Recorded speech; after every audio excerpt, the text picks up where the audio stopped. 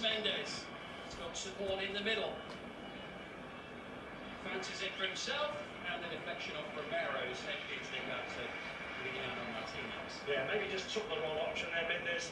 Plays and support. He waited for a split second. You felt that he was just going to look to lay it off. Instead, he goes for the shot himself, and it was quite easily in the end defended by Argentina. They're the key moments in the game for Cape Verde. You're going to have to maximise those opportunities when they are quick on the break, trying to catch Argentina out.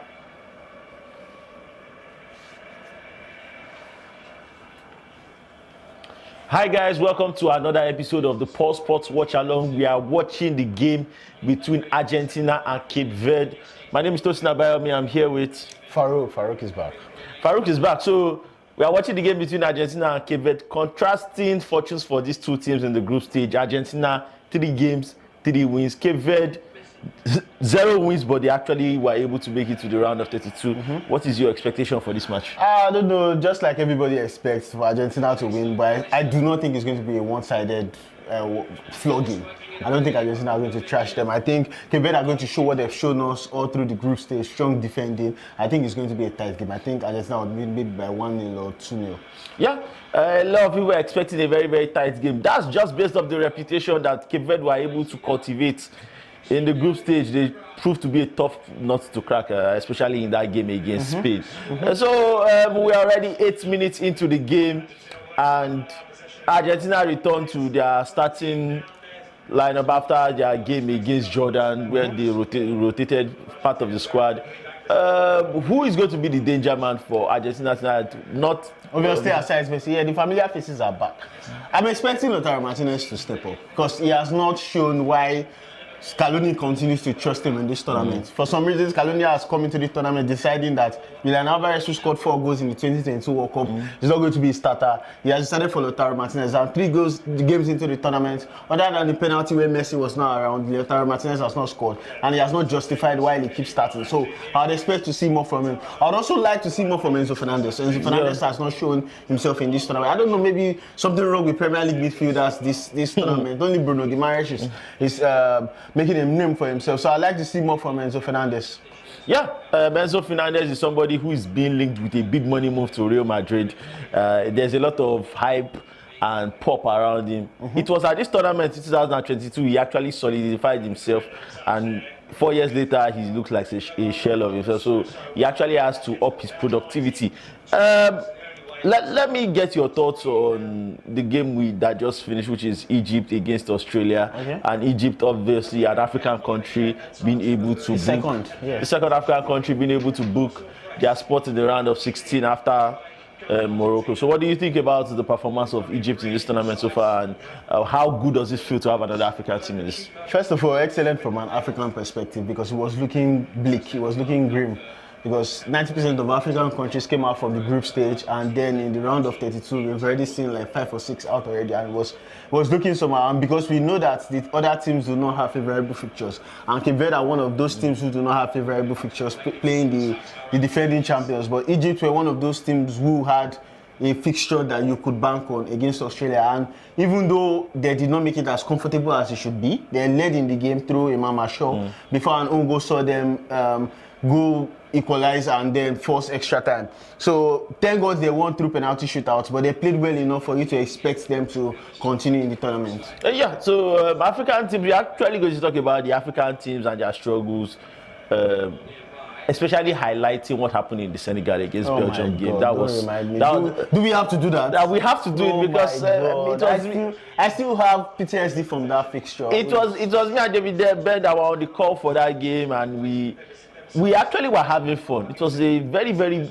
Oh yeah, it was. It was a fun event until it turned to a horror show around. You said, and I quote, "This game is done. Let's end the stream." Let's end the stream. Yes. That was my sentiment. Yes. All of a sudden, I didn't know I was going to be wallowing in tears a few moments into extra time when the penalty was given to Jerusalem. And obviously, we've discussed. There are people who believe that there is a mentality issue. Some people believe it's an experience issue. Some people believe it's actually a talent issue. What is the common denominator across those games? The DR Congo game, the Ivory Coast game, and obviously the Senegal game. Before we now talk about specifically what it was wrong with all those teams. I've had many arguments with Tule Young about this particular topic because I disagree vehemently that it's a mentality issue. I think we tend to tag or ascribe psychological elements to these things when they do not necessarily. Football is not mumbo jumbo. Football is not, oh, you wanted him more. It's not passionate. Football is not that. Football is a talent game. Now look across those teams that struggled now. How many of them have elite attackers to kill off football matches? The reason why Norway can kill off teams is because they have an Erling Haaland that would not let you rest. Against Senegal versus Belgium, Senegal generated 3 XGs. That's not a team that was low in mentality. They had generated 2 XGs before they scored 2 goals, and then after they scored 2 goals, they generated 1 more, which means that it was not like they stopped attacking altogether. Sadio Mane had a one-on-one that he missed. So I didn't think it was something that had to do with mentality. I still genuinely think it's a talent issue. Do you think if a Victor Osimhen, do you think Nigeria bottles that 2 goals? Nigeria that is not the World Cup. Nigeria, if the Super Eagles are there, do you think Victor Osimhen will let a team fight back against Nigeria and score 3 goals? I mean, we actually saw a qualifier between Nigeria and Cape Verde in Lagos here. Actually was in, I think it was in Calabar. Cape Verde, how long ago was that? Was it not 2023 that they played a 4-4 game?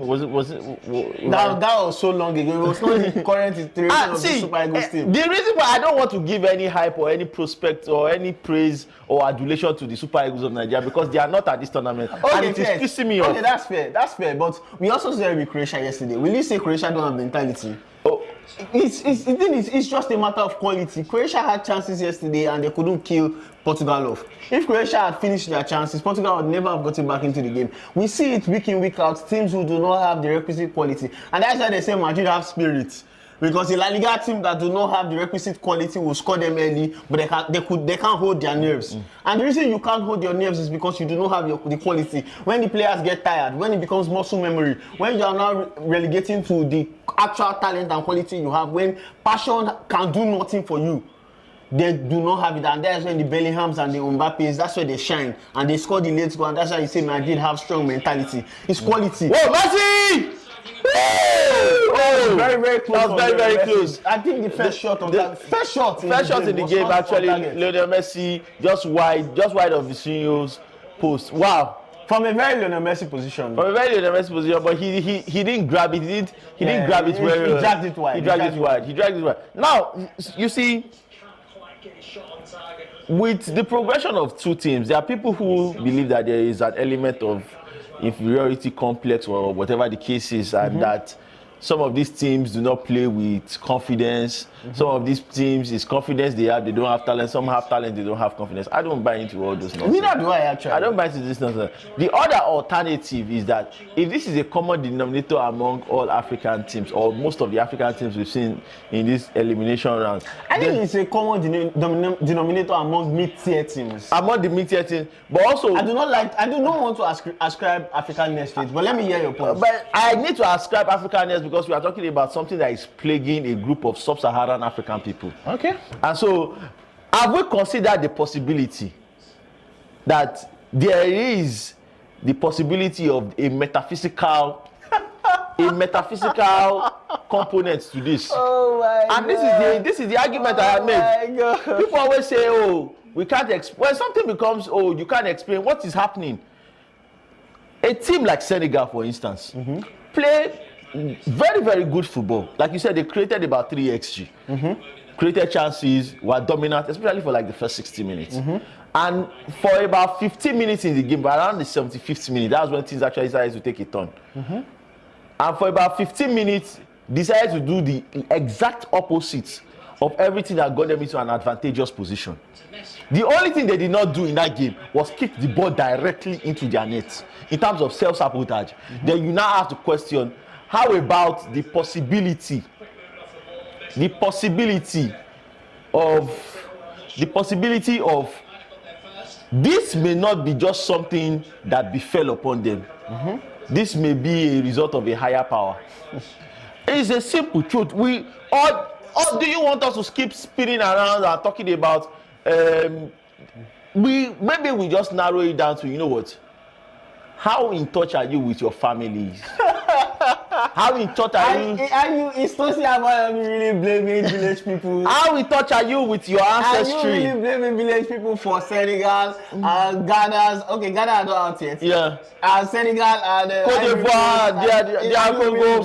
I'm telling you, see, I had a conversation that we need to get rid of. Nigeria did not qualify to But wait, one thing, but you know village people need to reach America now. That's what they say. Now you are joining my side. Okay. Now you are joining my side. So look at this explanation. Okay. Look at this explanation. So I had a conversation with... Before you explain, Messi is about to play a free kick. Okay, you know what, let's just see if Messi is about to play a free kick. Messi is going to do something crazy. And then Messi, this is probably a big goal scoring opportunity. Goal scoring opportunity. But I do not think that should have been a free kick anyway, because it seems like the player got to the ball before he clattered against Messi. But I just said he clattered against Messi, so that's a foul. This is an opportunity for Messi. This is an opportunity for Messi to get his 7th goal in the tournament. To get 7th goal, but I don't like the angle. I just don't like the angle. I've seen him score from this angle before. Oh, that was weak. That was weak. But on target, it was weak on target. Now, to my discussion about the impact of the mystical possibilities and components in affecting African players at the World Cup. When Nigeria did not qualify for the 2022 FIFA World Cup, there was a lot of devastation in me. And that's when I did a lot of self-reflection. How can I be better as a journalist? Okay. How did I not see this coming? Right. It's quick to issue blame to the NFF, issue blame. The players need to do a few things better. It's quick to issue blame to the NFF, issue blame to the players. And the NFF, the Nigeria Football Federation, the people in charge of administration of football in Nigeria, they are brain dead for the most part. They don't know whatever the hell they are doing. That's fine. We've already ascribed criticism to them. The players need to do better. Because they are the ones that get on the pitch. They need to take it with seriousness. Not that you start abusing a girl in your 20s on social media rather than focus on scoring goals. You understand? Then I got to that particular place. The next part is that when they failed to qualify for the 2026 World Cup, I already started seeing the signs. And that's why I made the prediction in 2022 that Nigeria was not going to qualify. But then I had already conducted the analysis. Analysis of my research has already come to fruition then. And it was very, very simple. If we want to qualify for the World Cup, this particular group of players are not going to be the ones to get us there. So we needed an overhaul. We need, like, and I've said it, maybe the video is going to come out on Crossfire or maybe on Monday. We need to jettison like 20 out of the 26 players in this team. So name some of them. Osimhen? No. Osimhen did his job. Osimhen did his job in the 5 games. Let's first leave the mentioning. I'd like to put you on the spot. No. We will get to the place where we start pointing names and picking. I'm not afraid of anybody. All right. But I'm saying that we need to jettison 20 of them. And why? But the reason is why. I could not comprehensively deduce the certain players that their glory is obstructing Nigeria's growth. Their glory is obstructing Nigeria. So rather than say and do a guesswork, how about we just jettison like 20? I think it's about 13 players in the team. That is not about anything. If you like, they should increase Africa's slot to 15. And if you play the same set of 13 to 15 players in the national team, Nigeria is not good. This is like refusing to drop your best sleep on the group because you think somebody's head there is not. It's the reason everybody is losing. Anyway, Cape Verde are making a good impression of themselves. They are playing really well. They are looking really, really cagey at the back, and they seem to have understood the way to prevent Messi from really dominating zone 14. You could see that Argentina have tried to cut back into that zone, that Messi zone on 3 separate occasions, and there's been a Cape Verde player to intercept, and that has been excellent. They've also attacked well. You can see Vozia there going route 1. That was beautiful. They've been able to make inroads into the Argentine territory, but they've not been able to fashion a shot on target. So that is what remains to see from them now: actual attacking intent and threats. So for Argentina here, and here is my diagnosis. While I was talking about the Nigerian situation, obviously I'm watching Argentina, and the number one thing I want to say about this is that there are limitations to this Argentine team. Obviously. There are limitations to how they can play at their peak power. This is a team that always tries to be flexible. You understand? And sometimes it's a problem. France are uber attacking. Spain is all about control. Okay. You understand? Argentina want to always adapt to their opponents. You understand? Depending on the situation, sometimes they want to play attacking football. Sometimes they want to say, you know what, let's play in a low block. The thing about it is that sometimes it hurts. Your opponent can restrict certain things in the game of your key players. And for Messi in this game, Here he is now, Messi. Messi is not the Messi of yesteryears. If you Messi's the main problem with Argentina this World Cup is that What is Enzo Fernandez doing? his ball retention is terrible. Yeah, it's the weakest it has been in his Yeah, career. so like they are not letting Messi play to the strength of his game, which is be in the dangerous areas and finish. He's not being able to influence the game. And if I still believe they will win this game, I still believe they will win this game comfortably. If they continue this way, opponents can pick a few things out of the defensive structure and tactic of Cape Verde, and it may lead to very, very dangerous game plans by other coaches in the later rounds of competition. I see that point, but you also have to look at it in a way that adaptable coaches and pragmatic coaches have had the most joy in the World Cup in recent tournaments. Yeah. Scaloni in 2022, Deschamps in 2018, even 2014. Although Germany are the type that are ultra attacking, there was still some practicability to it. And in 2010, it was Del Bosque, who is also famously adaptable. Yeah. So yeah, I see that point. The biggest problem that I would say for this Argentine team is that they no longer have the pieces for this adaptable system to work. Because in 2022, while they were ultra central like this and they were adaptable, they had an Angel Di Maria that could stretch play for them. Yeah. When Messi is being caged out wide, you can just throw it to a Di Maria, and you see that in the way Spain played when Yamal is not available, because when there's nobody to stretch the defense, there's no space for you to exploit in the middle. And when there's nobody that's stretching the play for Argentina now, everybody can now focus on Messi. Argentina's problem now is they have to find a way to get players to focus less on Messi. I don't know how they do it. Maybe it means bringing on Nico Paz, or maybe it means using Giuliano Simeone as an outlet, even though I don't know if he is capable of playing as that on this level. But Thiago Almada is just not that, because Thiago Almada, like Messi, wants to operate in central areas. He wants to operate in half spaces. And now we go to the hydration break. I was just about to single out Thiago Almada. And players like that, they usually call them luxury players.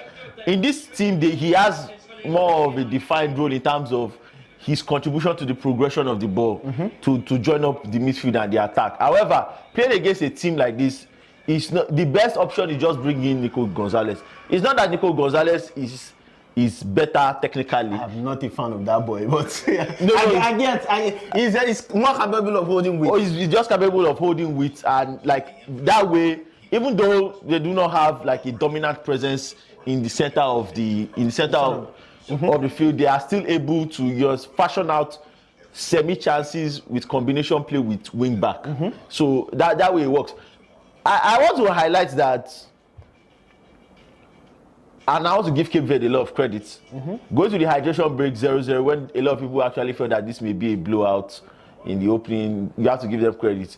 I want to say that there's a difference in Cape Verde adopting a little bit of negative tactics against an Argentina team, and Côte d'Ivoire going into the game against Norway with a mental challenge that maybe we should relinquish possession to them, because they are the ones who have much more technical players, and we are just comfortable doing the hard labor, running around chasing the ball. It's just I don't understand the logic behind that. Maybe Faye, when he comes back, can maybe explain that to the people of Ivory Coast. Yeah, he has always looked like the type to prefer utilizing the pace and power of his player. It was very frustrating for me to at the AFCON.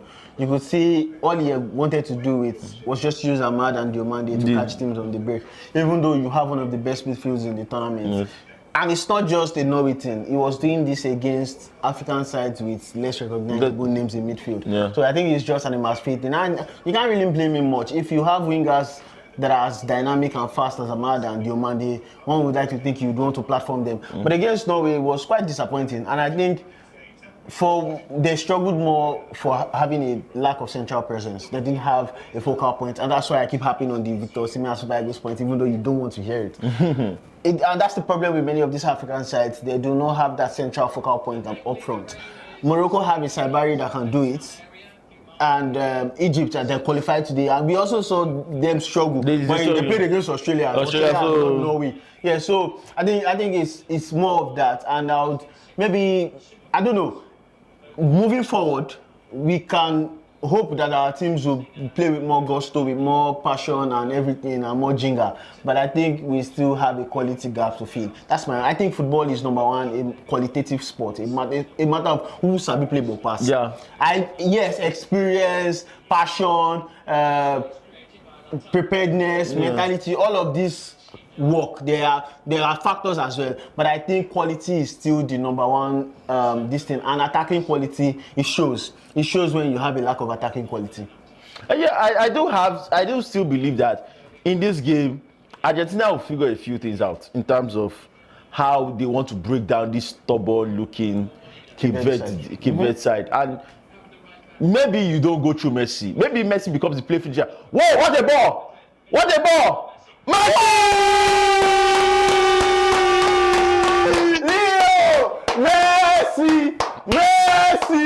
Messi!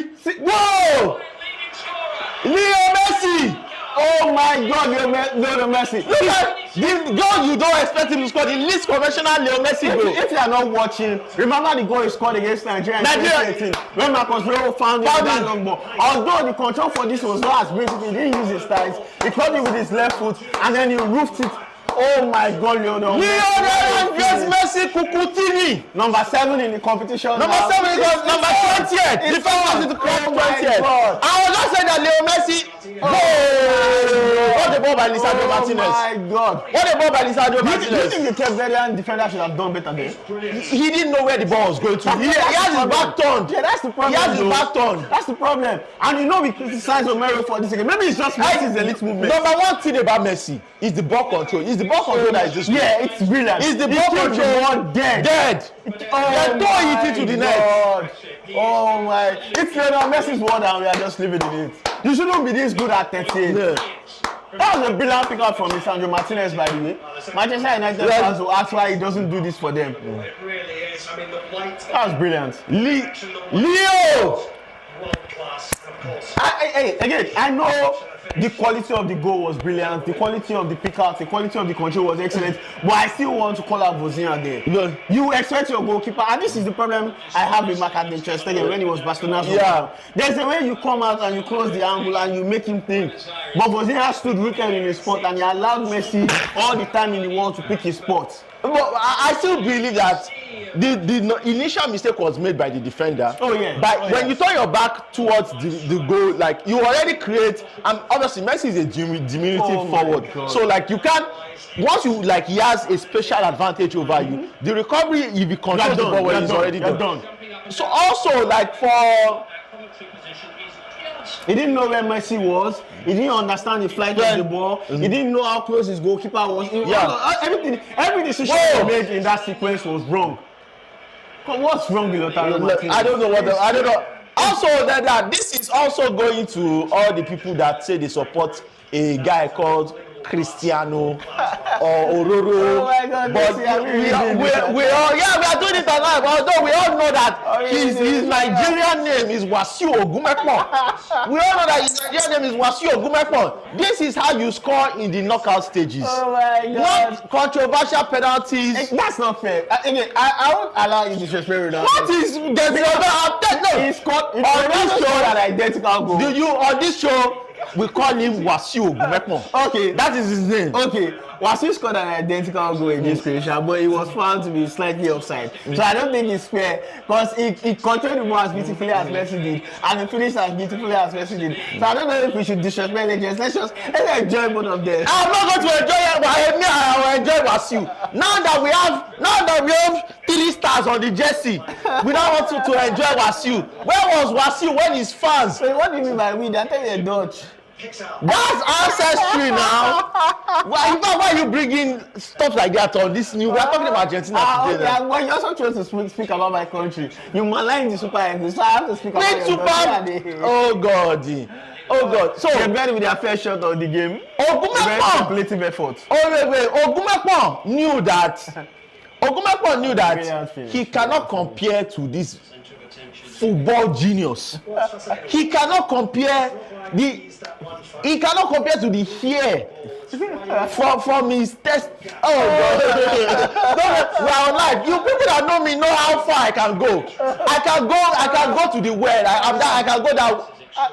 Again, I know they have scored, but Argentina still do not have control over. They don't have control over this game. They still look but they look energized. Yeah, they look energized after the goal, but in terms of control, you still have to credit how well oiled they are as a defensive machine. Because even though Cape Verde have been able to make inroads into their central midfield, they've not been able to do anything with it in the final third. And yes, Cape Verde do not have the attacking quality, which I have referenced.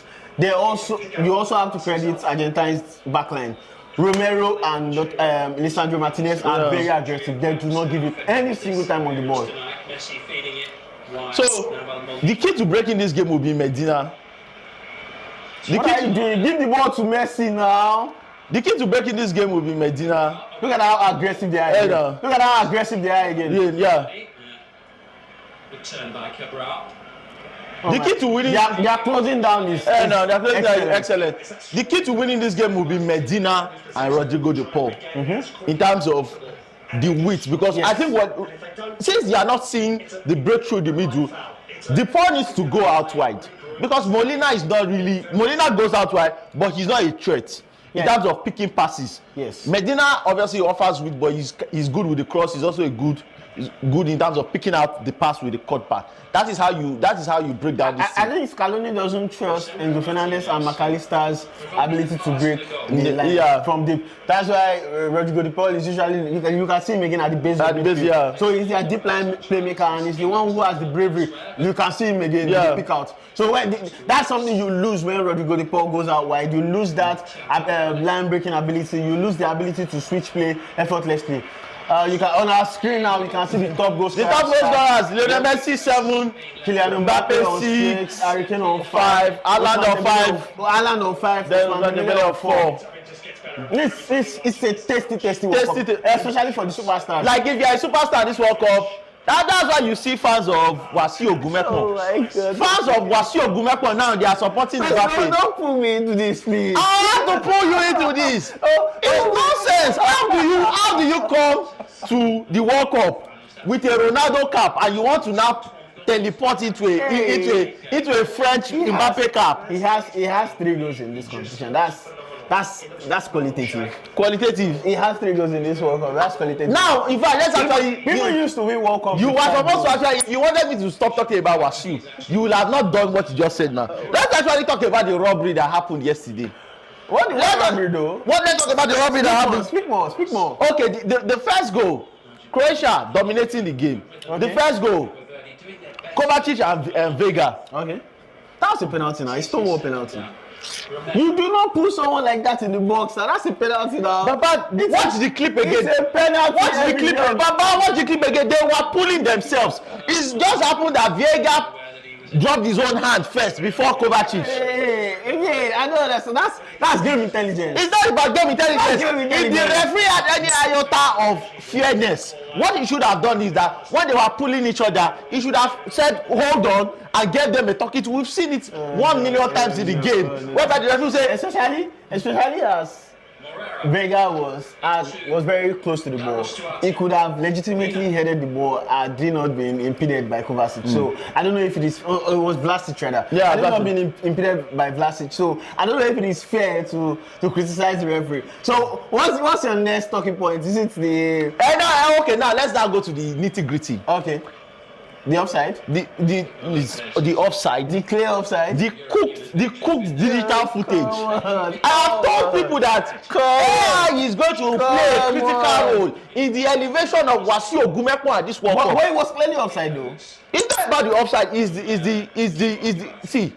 It's about amending the rules to favor the offside call. How was the rules amended? I'm interested in hearing about that. Okay. Ball is crossed into the box. Okay. For this one. Skips over Matanovic. This whole team, though. Hits Vega. No, this came over him. He flicked the ball. Flicked the ball. He did. That's so far. He did though. Not just yet. What I've noticed that I don't think you want to come on this show and be objective. But no, Why are you on Ogumepon's nuts? Why are you on his nuts? Well, this is not about him. This is about Portugal. about And it is not fair. It is not fair to malign the. Even you said that he hit it. You said he flicked it. Even the FIFA that wanted to cook it for Wasiu, they said he hit the strand of his hair. Okay. So that's not flicking. That's not even by any definition. That is not flicking. For God's sake, they said that This boy is looking like PK every day. They said that obviously there's a sensor tracker in the Trionda ball, which is new age technology, that was able to detect that the ball touched the hair of Matanovic on its way back. However, as the ball went, it literally hit the head of Vega. Inadvertently, what position was he? Like when you do like this, what position do you want? What position are you sorry? Are you not in a position to dodge the ball out? Or he's in a position to avoid the ball? How do you know? Like they were not setting an offside trap along the line whereby you say, okay, he's intentionally trying to play Pasalic offside. No, they are already in the box. He's man to man next to Pasalic. So you can't say he's trying to play an offside trap with just 6 yards to go. That's stupid. That makes zero sense. But So what he was trying to do when he put his head down, he had already seen the trajectory of the ball. He wants to nudge the ball, but he mistimed it. And he hit the back of his head. He didn't hit the front of his head. That's what happened. He hit the back of his head. If he hit the front of his head, he would have connected what he wanted to do, which is not the ball out. He hit the back of his head. Then it falls to Pasalic squares it goes to Guardiola. Now we need to interpret two rules. Here. And I want you to be the one to interpret the two rules. Let me see, because maybe I have rated it too highly in terms of football. Who is this bomb? That was a cutback. Cape Verde had their best chance of the game, and the attacker just made the wrong decision. He was put in a position to cut the ball back and decided to cross to the far post where nobody was. Let's go. Release the ball now, Amada. Release the ball. Okay, I'm listening to your. No. So there are two rules that were interpreted from the scenario I've painted to you now. Interpret them. Let's see how long, because obviously as a protege of mine, let's see how much you've learned. First of all, before I talk about that, first of all, I want to talk about the spirit of the law and the legality. In this thing, you have to look at how far Pasalic was away from the last match. He was very offside. You have to. He was offside. That's. And you also have to agree that he gained advantage from being in an offside position. Is that true? He did gain advantage from being an offside. If he wasn't offside, he wouldn't be able to square the ball to Guardiola. Meaning that he gained serious advantage, and that goal would not have happened if he wasn't offside. And the only thing that could have saved that was if he received the ball from a Portuguese player purposefully. A Portuguese player who was trying to purposefully. That's which we already established. No, we haven't though. We haven't. It's not clear and obvious. And that's another thing you have to remember with VAR. This is the first time. It's clear and obvious. This is the first time I'm seeing somebody in this position saying they are saying he doesn't want to nod the ball. He wants to shit. Okay. That's what he wants to do. Abi. He wants to take a shit. Did you see any head movements? Oh God. The footage is very clear now. Did you see any head movement? You need head movement. Yes, you need head movement. If you are trying to head the ball, we should see head movements that shows you moving your head backwards. No. He didn't want to head the ball backwards. Okay. That's a fact now. Exactly. He didn't want to head the ball, but he wanted to head the ball. That's a fact. No, let the ball go wide now. Lautaro Martinez is just being stupid. Offside. He wanted to head the ball. Lautaro Martinez appears to be conspiring against the Celeste. No. This has always been Lautaro Martinez MO when it gets to the World Cup. I do not understand him. He is the Copa America legend. Copa America is his stuff. Bro, I don't know what he keeps doing. Why he keeps getting the nod over Julian Alvarez. Because if you are going to play a two-man up front, meaning I guess that's why. Because Julian Alvarez does not have the positional intelligence or the positional discipline rather of a Lautaro Martinez. Oh my God! Cape Verde! That was a stupid pass. That was a stupid pass. Molina and then made a stupid pass. That was unintelligent. That was a stupid pass. Argentina, once again, minute lose possession, they just drop back into shape. But then there's another occasion there, it just looked like... You would expect a player of that quality to do better than Duarte. Yeah, so if you are joining us for, you are just joining us for the Pulse Sports watch along for the 2026 FIFA World Cup. This is a round of 32 FIFA World Cup game between Argentina and Cape Verde.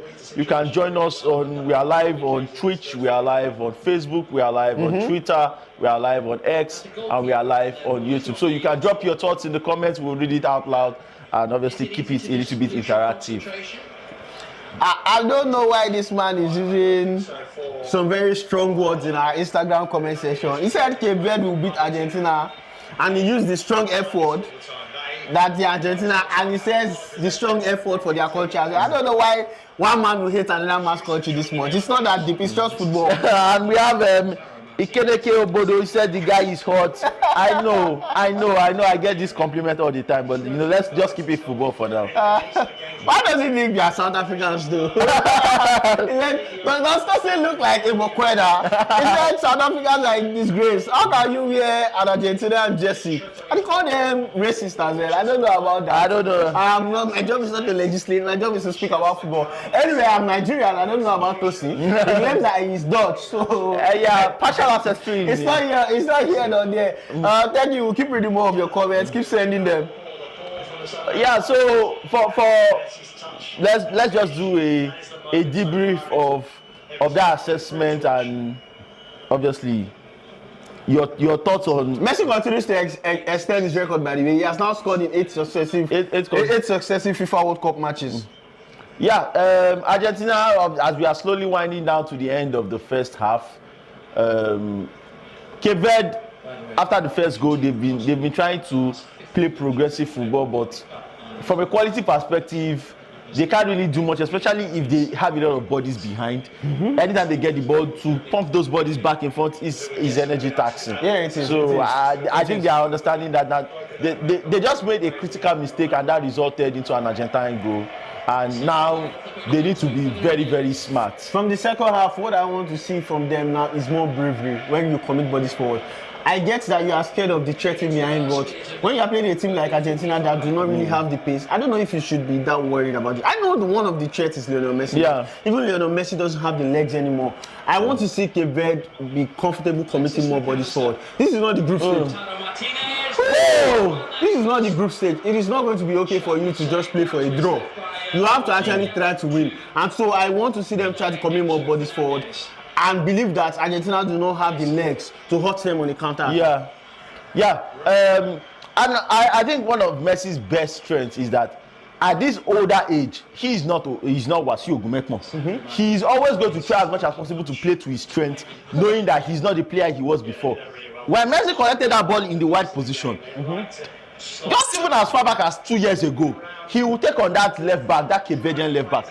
But what did he do? He had to recycle the ball back to understanding his own limitations. Understanding that I'm not the player I was before. Let's see if we can get something better through the middle. If I get into that zone 14 area, I can make something work. Messi! Oh God! Just a little beyond him. I should think Cape Verde will be quite happy to go in at 1-0 if they can manage that. So we are winding down to the end of the first half. Very, very impressive game. Very, very impressive defensive performance for the most part by Cape Verde, but a lapse in concentration resulted into the goal. A very, very honestly, that was just the only opportunity Argentina needed. Because Argentina is also a team that can also play frustrating football. By the way, Argentina have created less chances in the World Cup than Cape Verde. They have also completed less dribbles than any other team in the tournament, which means that they are also not a side that are swashbuckling in terms of attacking. What they are good at is controlling games. They are good at grinding out results, and they are good at being defensively solid. So one would like to think that after they've gotten their goal, it is going to be really tough for Cape Verde to find their way back into the game. But you do not expect Cape Verde to believe that. This is the World Cup knockout stage. This is the round of 32. You do not know if you are going to return to the sport. In 2020, in 2030, you would expect that a Nigeria will do better to try to qualify. Cameroon will try to do better to qualify. Mali. You expect that Mali will try to do better to qualify. Even the Benin Republic will try to do better to qualify. So You do not always know if you find yourself back into this sport. So I want them to give it their all. You can see now they are in attacking position. Yeah. They are not committing bodies forward. They are scared. You can't be scared at anymore at this stage. This is the knockout stage. Argentina are there for the taking. Go and take them. So I totally agree with that sentiment, and I like the way Argentina and the teammates are pressing for Messi, especially when they dispossess possession. One of the major problems that Argentina had a few years ago was that anytime they lose the ball, especially that during that time that they had Ezequiel Lavezzi, Eva Banega, Palacio, Enzo Perez, and I just used to watch that team and I cry. I used to cry and say that, like, look at this, look at the people that they are surrounding Lionel Messi with. I don't know I agree with that point, because I was one of those who thought that was a very solid squad. That was a solid team. And that team was definitely better than this in terms of individual quality. Maybe you would say that Scaloni has found a way to put the pieces around Messi and help them accentuate his talent in the way what's his name was not able to do in 2014. But in terms of quality for quality, there's no player of Eva Banega's level in this Argentine. Bro, McAllister can go back for back. Not from a creative. He's not as creative as him. It's not, but he's not as good a footballer as. But as far as doing his job, okay. Actually, Banega's position in this team is occupied by Enzo Fernandez. Okay, and he's also not as good as Banega. And who is not as good as it. But Enzo Fernandez is. Many of them are. When you're talking about the top 10 central midfielders in the world, you have to still put Enzo Fernandez. He's still not that bad. Yeah. Now I'm talking about, like, Lisandro, you are the one that was making the case for Cuti Romero being one of the top 10 centre backs in the world. Lisandro Martinez is also top 20. I agree. Defensively, so Lisandro Martinez is better than the one with Demichelis and yeah, so like I agree. He had Marcos Rojo and Mascherano in defense. Think about how stupid that defense is. No, it's not. Mascherano, that was past his prime, who was not even a natural defender, by the way. That is why, as a Barcelona fan, I will always sing the praises of someone like Gerard Piqué. He convinced people that Mascherano is a defender. Imagine that kind of convincing people that Mascherano is useless. I look content. We played into halftime with the one who scored. They don't want to do any attacking, and the referee has seen enough. The referee has seen enough. Messi looks to be into it. With one of the better. The referee has seen enough. But it's Argentina 1, Cape Verde 0. They are going to the halftime break with a 1-0 lead, and we'll be back for the start of the second half. Thank you.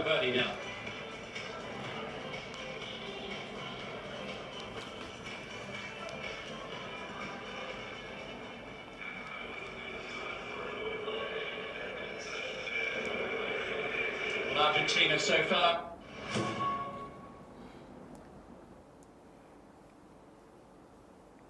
Today, I promise that this year, play sporty bet.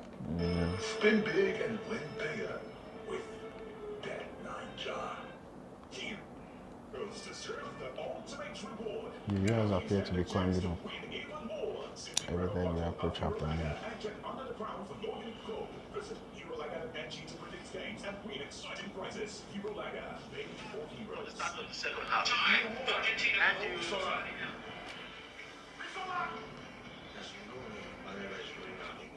Halftime break, have you? Yeah.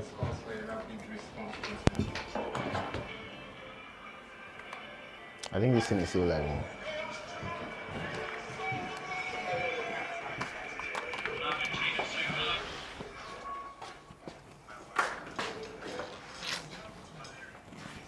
Friday, that's still live. No person. Oh, I don't need to lose my voice. So.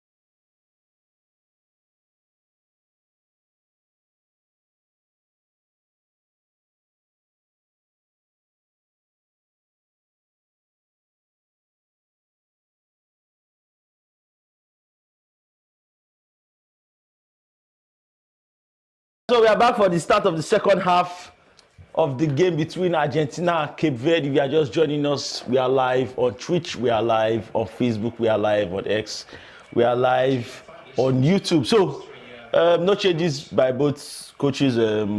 What do you expect in the second half? I think this second half has started the way the first one ended, with Argentina trying to make inroads into the Cape Verdean territory and the Cape Verde midfield and defense collapsing into a structure that looks to stop them. I would expect more of the same, but I would like to see Cape Verde be more purposeful. I'd like to see Cape Verde show more hunger. The type of hunger we've not seen them show in this tournament. Even though they were good in the group stage defensively, we've never seen them as an attacking force, because they went, even against Saudi Arabia, they could not score. So I would like to see more of that from Cape Verde. Yeah, their season is on the. I say their season. Their tournament is on the line. Like, this is the knockout stage. This is not the time whereby you play defensive football, you scrape for a draw. See, if you lose this game 1-0, Argentina don't mind. They are going on to the round of 16. They are fine like this. They look like they are okay with the result going. Like, they are not a France or a Spain that wants to demolish you and just take the life off. Much better. Much better from Cape Verde. And you have athletic players in wide areas. You can always use your pace. Now, if your technique is not that great, fine. But just create the danger. Stretch their legs. And anything can happen. And anything can happen going forward. Just can't quite get it under control. There's a lot of Argentinian players around him. Okay, nice. Cape Verde have their first corner of the game. And as you know, with a corner kick, anything can happen. This is what happens when you're adventurous. This is what happens when you try things, and Cape Verde look to be ready to try things now. Yeah, so let's see what happens in the corner. When you're playing against an Argentine side, the average height is 5'8". Yeah, like, you always have to give it a shot. And I'm anticipating that, like, they will go for it. They have to. Yeah, they should go for it. And that was well defended. Well defended. That was a terrible strike. That was a terrible strike, but obviously. It looks like it's another corner kick. But just keep the pressure on. Keep the pressure on. Keep the pressure on. Don't relent. Keep going at them. Keep taking shots at goal. It's another corner kick. Yeah, try as much as possible to make Emi Martinez uncomfortable. Brilliant way to start the second half, by the way, and we said it towards the end of the first half that Cape Verde, and we've said it now entering into the second half, Cape Verde have to go for it. There's no other way back. There is no best loser, there's no best third place, there's no best round of 32 loser. You win or you go home. This is better than the first one. At least a Cape Verdean player connected with the ball. You can see Messi looking so uninterested. Yeah, a Cape Verdean player is down in the Argentine penalty box. Penalty scare. It looks to be looking for a penalty. I don't know what was wrong with him. He collided against his own player. That's unfortunate. I know we said Cape Verde has to try, but nobody said he should be Superman. Like, come on, don't jump like that. Oh no. Come on. Both teams are interestingly wearing blue, by the way. You would think that maybe this is one of the unique matchups whereby, like, the even Cape Verdean away kit has a touch of blue, and the other's away kit is fully blue. So it's like, what do they do? You pick your own that has white, and I'll take my own that's fully dark blue, because for some reason I noticed this in the group stages. In the matchups between the European and African sides, only 2 African sides were at home. Yeah, I do not know why that is the case.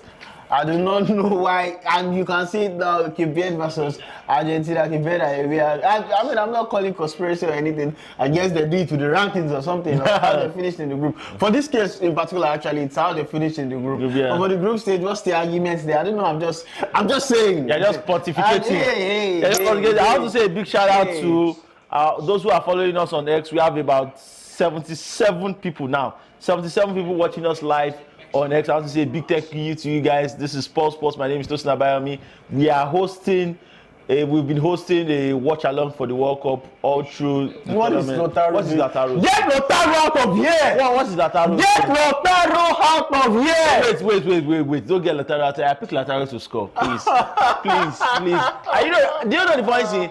When I picked this bet to stop gambling. When I picked this bet about 4 days ago was after he did this meme that he did like this. I thought that, you know what, he has cleansed his demons. It's time for him to actually go on. You know the Yoruba uncles, they like that meme. It's like Bokoshi that Mokaro that. And I was like, you know what, it's time for him to actually, maybe he has cleared his sins. Talk to us, by the way, if you are watching from X, Instagram, Twitch, YouTube. Talk to us, we'll read your comments. Talk to us. What do you think about the match? What do you think about my opinion that Lautaro should get out of this game? And what do you think about Tosin wanting him to stay jeopardizing Argentine ambitions just because of his tickets? Oh my God! I still think I'm going to win the game regardless. So like, it's not the end of the world. For me in this game, if anything that has happened in this game, it has obviously showed the limitations of the Argentine squad. Yeah, Messi looks bored and like come deep to pick. Oh, what a pick out! Oh my God! That was an excellent shot and a terrible first touch from Montiel. Terrible, like, and that is why Messi, like, I would like the greatness of Messi cannot be understated. I keep telling people that that's 2022 FIFA World Cup that he won. It could only have been Messi. Anybody else apart from Messi would have been eliminated in the round of 16. Would have been eliminated in the round of 16. That's just to show you how great Messi is. And even with this squad, you are the one. I still believe that this squad is very, very much better than that 2014-18 squads that he had with Enzo Perez and Palacio. But like, even this squad, you are still pointing at the limitations in this squad with DePaul. You are saying obviously that this squad has no bench. Yeah, no, it has no bench. This squad has Nico Paz. Who else? This squad has Nico Paz. It has Giuliano Simeone. You have Julian Alvarez on the bench. You have Julian Alvarez on the bench. You have Julian. You have Lo Celso on the bench. Okay. Look, Lo Celso plays for my club. It's 2026. Lo Celso is not who Lo Celso was. Lo Celso is not who Lo Celso was, and I'm sure the only reason. Oh my God! Oh, I really hate when players have. What a save! They better have their first shot on the target. What a save! What a save! Costa testing Emiliano Martinez from range. And that was a brilliant strike. A brilliant strike coming from the center forward, having a loose touch, and the Costa just connecting with the spill out on the edge of the area. Lautaro Martinez is struggling. He is struggling. Nothing is sticking. Nothing is connecting. He is not bringing Messi into the game. He is not helping to connect. But that has never been his game. Lautaro Martinez has never been a hold-up striker. But yes, though, even at Inter, when he plays with Lukaku, no. When he plays with Lukaku, it's not when he plays with Lukaku, has a different assignment in terms of holding up the play. When you are playing up with Lukaku is different when you are playing as a lone striker. You should understand. Yeah, I get that, but he's not playing as a lone striker now, though. He's playing with Lionel Messi. He's playing with Lionel Messi, who is also not a player who holds up the ball now. But you would expect that at least you would let the ball stick. Don't be loose with it. Like you are not Marcus. If you want Lautaro to actually function in this game, you actually need to work the wings. That's what you need to do. I agree. And they are not working the wings in this game because Argentina is just stubborn about playing through the middle, which is fine. They do not have the bodies that can do it. They do not have the bodies. Just I think Scaloni understanding his raw materials and building his team around those raw materials. I will be interested to see how many passes Romero and Lisandro Martinez have taken today. The ball has just been sticking with them instead. Yeah, they've been brilliant. They've been the best. Come on, shoot the ball now. They've been the best centre-back duo in this competition after Laporte and Pau Kubasi. Yeah. Come on, Messi. Oh my God. Stick now. Oh.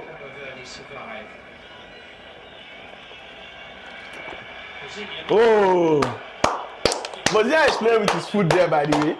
He saw Messi. He wanted to do what he did to Messi. Messi, you know why be. He was trying to grab the headline. You know why be. Hey, Mozia, come on, don't try to change the highlight reel. Don't give at the expense of your. You didn't give Messi second free goal. Waiting concerning Baba go collect it. He was trying to dribble Messi there, and all free goals are welcome. That, although he likes to walk, Messi can be a pressing monster. All free goals are welcome. As we now have 79 people watching us on X. Honestly, this platform, I want to say a big thank you to you guys. Have been actually very, very supportive. So I think it's just a matter of time before Lionel Scaloni rings the changes. I'm expecting to see a combination of either Nico Gonzalez and Julian Alvarez, or a combination of Julian Alvarez and Bako. Yeah, Valentin Bako had an excellent cameo, an excellent appearance in the game against Jordan. He was lively. He was lively. He looked like the Di Maria region. Yeah. Although it was not as explosive. He looked like the kind of player that can carry the ball and spirit energy, like that adrenaline shot in the Argentine side. He just plays like a typical Argentine. Yeah, and this Argentine side, they are slow, they are tepid. Even Lionel Messi is slow and tepid. Yeah. He just has a little bit of quality to be a centre forward and finish games. So this Argentine side, they need something else. They need the energy. They are trying to show us the Brazilian. Trying to do his footwork against Lionel Messi. Messi is like, are you kidding me? Is it because I don't typically... By the way, the shot was from Duarte and not Costa. Like, Messi is like, is it because I don't typically press it? I want to use all this gimmicky football against me. No, Messi played on that Guardiola. Forgive him. Messi of yesteryears. So, the next thing we need to start actually looking at is actually the round of 16 fixtures. And we have some tasty fixtures there. And from now, we already know the path towards who is going to win, like who is going to face who is going to play. So let me start with the game between. Let me start with the game between Paraguay and France. Obviously, I think this is very easy to call. I don't think France has the same type of limitations as Germany. I think France can be ruthless, and I think it can get really ugly for Paraguay. They've made a great name for themselves, but I think they've gotten to their bus stop. Yeah, Canada against Morocco. Canada against Morocco. This is another one where I think there is a clear favorite and there's a clear underdog. But Canada are playing at home. You do not really know what happens with host country. We saw in 2002 with Korea, Japan. Nobody expects South Korea to do what they did against Spain and Germany. Even though, Spain and Italy rather. Even though there was a lot of but you do not know what can happen with this host country. So it's tough to fully rule out. I just feel a Cape Verdean momentum building. Yeah, they are actually trying to get themselves into the game, and Argentina look comfortable letting them have the ball. But the problem with being comfortable letting them have the ball is that you do not have the legs to hurt them on the counter attack. So I think the more Argentina have the ball, the more comfortable I would feel as an Argentine fan. What is this now? Again, it's just they do not have the legs. They do not have an outlet. Argentina do not have an outlet. Whoa! Now, finally.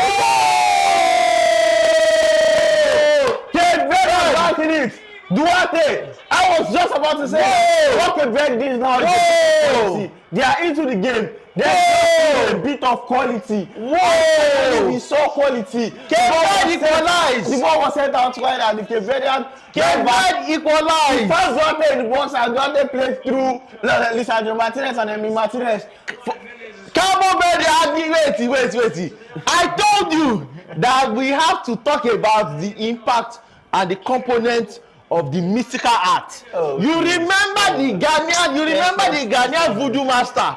What did the Ghanaian voodoo master say? He said Cape Verde will knock out Argentina. He said it. He said Cape Verde will knock out Argentina. And we are here now. 1-1. Come on. Lisandro Martinez has to do better there. Lisandro Martinez has to do better there. He has to do better there. Oh my God. Lisandro Martinez and Emi Martinez have to do better. That's quality from Duarte. And now this is the first goal Argentina are considering in this tournament. Yeah. No. They considered against Jordan. Yeah, Austria rather. Against Jordan. Okay, Jordan. Okay. The second goal they are considering in this tournament. Wow, what a brilliant strike. Whoa, Cape Verde! Are they about to shock the world? On the 10 islands. It's going to be the result of the World Cup so far. Yeah. If they manage to get one over Argentina. They need to change things. Messi looking dejected, and so Fernandes trying to rouse the boys. Also looking like what just happened. Like Argentina look exhausted. They look bereft of ideas. Apart from the fact that from a tactical setup, I think Cape Verde have figured them out in terms of how Cape Verde really did their work on how to. Even if Cape Verde do not survive this, they look like they've given the pass question. Yeah. So whoever now the changes are about to come. We are about to see Nico Gonzalez and Julian Alvarez, just as I predicted. Yeah. Whoa! It's Argentina 1, Cape Verde 1. Whoa! Shocker! I mean, some adversity is good for them. Everything has gone their way throughout the World Cup. Everything has been easy, everything has been calm. And entering into the knockout stage, you do not want the first jolt into your system to come against a very strong side. So it is nice that, just like in the 2022 World Cup, when the first adversity they faced came against Saudi Arabia, where there was still time for them to fix it. So it's nice that they are getting at the adversity now. I think Cape Verde understand one thing, that they don't have the strength and the pace. Here comes Lionel Messi. There's nothing there. There's nothing there. Whoa. Now the game has burst into life. The game needs, and now they are trying to hopelessly find it. Enzo Fernandez cannot make a simple pass. A simple pass. This is the best. Oh God! If I see anybody compare Enzo Fernandez to Pedri again, I'll go there. Not in danger whatsoever. They've minimised. Well, see, here is what has happened. Apart from the tactical stuff that they've been able to figure out in terms of watching Argentina's setup over the last 3 games in the group stage and how they were able to find success. The second thing is that Cape Verde have figured out these guys cannot go body to body for us. They can't. And they cannot go pace with pace for us. They are not strong, and they are not fast. Even if they beat you, you can recover. Okay. Even if they beat you, you can contest that ball. Oh my God! Messi just missed a 1v1. Oh my God! Yeah, with a very strong save on Lionel Messi. Oh my God! He doesn't miss that much. But Lionel Messi just missed probably one of the best shots of the tournament. Hey, trying to finish through Bosnia. Oh my God, that was a great chance. That was a great chance. That was a great save. That was a great chance at the goal. Let's see how Argentina will respond. I mean, they appear to be responding with authority. They appear to be responding emphatically. And we are about to see the changes being run down. Nico Gonzalez and Julian Alvarez coming on. Lautaro Martinez, last kick of the game was the flick on to Lionel Messi, which Lionel Messi missed, by the way. Thiago Almada also coming off. So a new front three for Argentina now: Lionel Messi, Julian Alvarez, and Nico Gonzalez. Nico Gonzalez and Julian Alvarez, the Atletico Madrid teammates.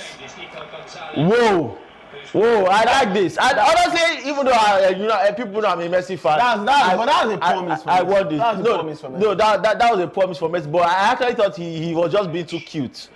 I don't think he was just being too cute. He tends to be too cute. And that's why he misses so many penalties. I felt he was just being too cute. Like, there was no reason for you to try and be fancy.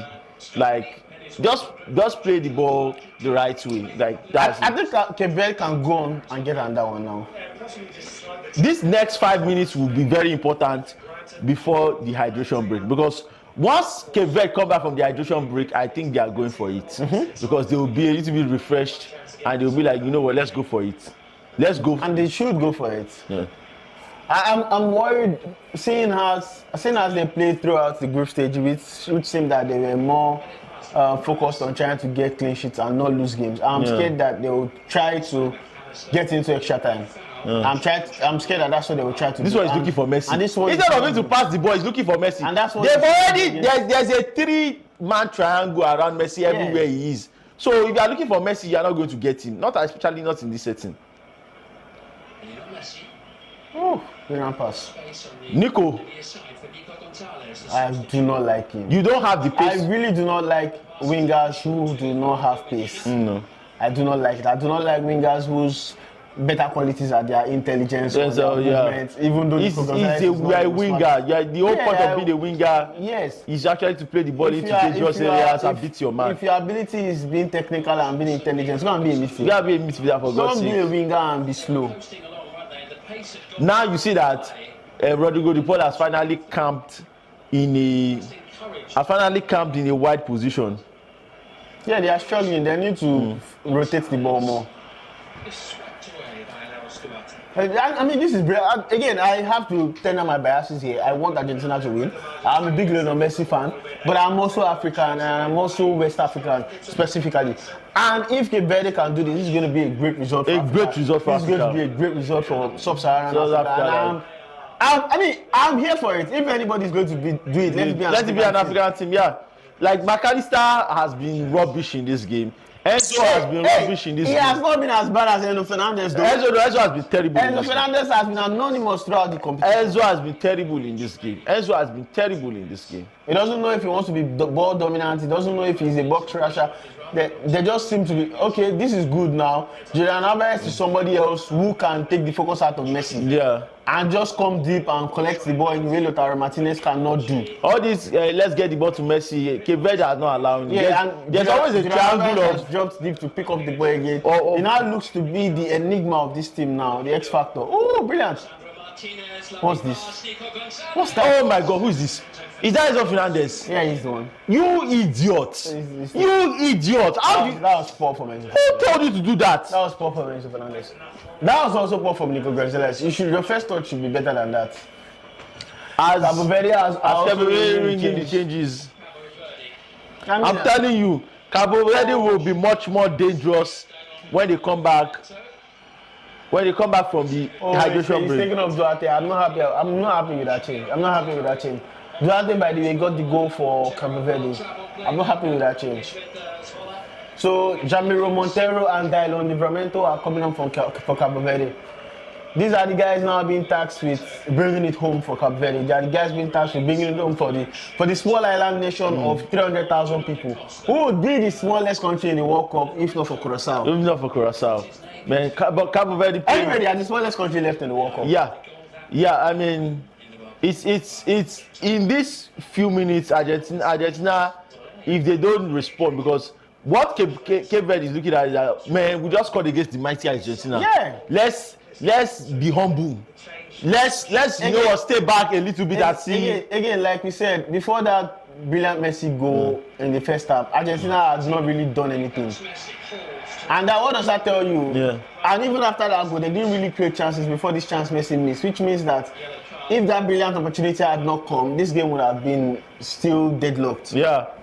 So if I'm a Cape Verde fan, I'll be looking and say, hey, these people are getable. We've done very well against them. We've done very well defensively against them. They've not really hurt us. They've not really looked scary. Yeah. They've not really looked like we are playing against the world champions. Yeah, so as we now have 89 people viewing us on X.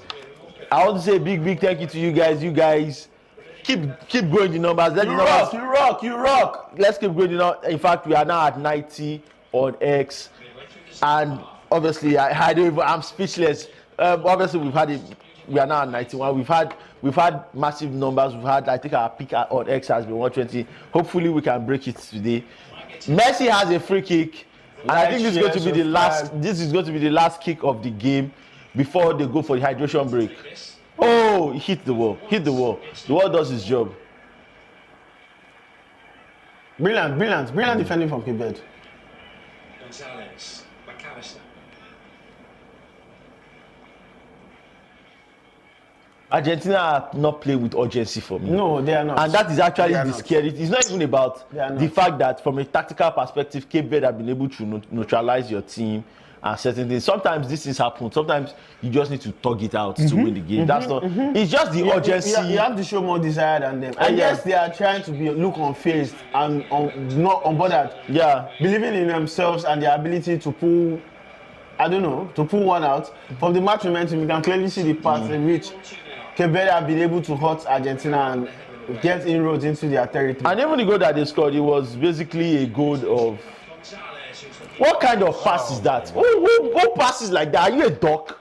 Who passes like that? This is. I do not know how far Argentina can go from here. Honestly, I get that they have an average passing. Yeah, I still think that if they get progress from here, they should be able to beat Egypt. I still believe they should be able to beat Egypt, but I mean, what does that even really say? Yeah, what does it look like though? What does an Argentina versus Egypt look like? But also, something we maybe... Egypt have the quality to hurt you in the way Cape Verde don't have. Egypt have fast legs in attack in a Mama Shaw with Mohamed Salah and Mamouche. Yeah. Now I think they want to start hustling now. The problem with all of this urgency now is that when the ball goes outside, we are going to hydration break. Yeah, so like I mean, this is Argentina only have themselves to blame. Argentina only have themselves to blame. And after the first hydration break, it started looking touchy. It started looking scary because they've given Cape Verde confidence, and that's the number one thing you don't want to give. Alvarez, is Messi coming to life? That's a free kick. That's a free kick. Just outside the penalty area. This is a free kick in a messy area. Yeah. This is a free kick in a messy area. But he has not been accurate with them in this game. He has not been accurate with them in this game at all. Usually before he scores, he gets close, or maybe hits the bar. But today he has played it straight into the goalkeeper's hand, and he has hit the wall. That's not typical Messi. He has not been himself today. I mean, funny how you say he has not been himself, then he has scored one of the most brilliant goals. Honestly, these are the standards he has set. Honestly, I think Alvarez should take this free kick. I think Alvarez should take it. I saw Alvarez score a similar free kick against Barcelona at the Camp Nou. Like, interesting. Zabaleta on our screen. No, that's not Zabaleta. That's Manu Ginobili. Oh yeah. But former basketball prodigy. They look alike, actually. Yeah, they do look alike. That's interesting. And they are showing us like he's an important or interesting person. He is. He's one of Argentina's greatest athletes of all time. That's why they look alike. And you know the funny thing is that these are the games that can hurt you, because like everybody expects you to win this game. There's massive pressure on Argentina to win this game. Messi takes it away by TOSIN. Messi looks to have caught Bozia sleeping. Yeah. Does he know that we are going to the... Okay. Messi looks to have caught Bozia sleeping, but Bozia was sharp. Bozia was sharp, like... I'm sorry, I'm old man, but I'm older and wiser. Yeah. Oh, he was trying to arrange his well, but the referee had already blown his whistle. Yeah. So, oh my God. That was going in for a moment. Great stop from TOSIN. Need to be on his toes again here. Ooh, nothing. Oh my God, Julian. And so we go to the hydration break. Let us hear from you guys. Let us hear from you. What do you think about this game so far? What do you think of... Ooh! Bozia was trying to arrange this one. That was tricky for Messi, and you'd like for Messi to do better than he did there. You'd like for him to find the other side of the pitch, but hey, he didn't actually even place it to the final. The last corner. He was still in the middle of goal. He was trying to hurry it up. Yeah. He was trying to hurry it up, and he didn't get enough purchase into the ball. Yeah, the hydration break. Let's continue our conversation about the what's it called?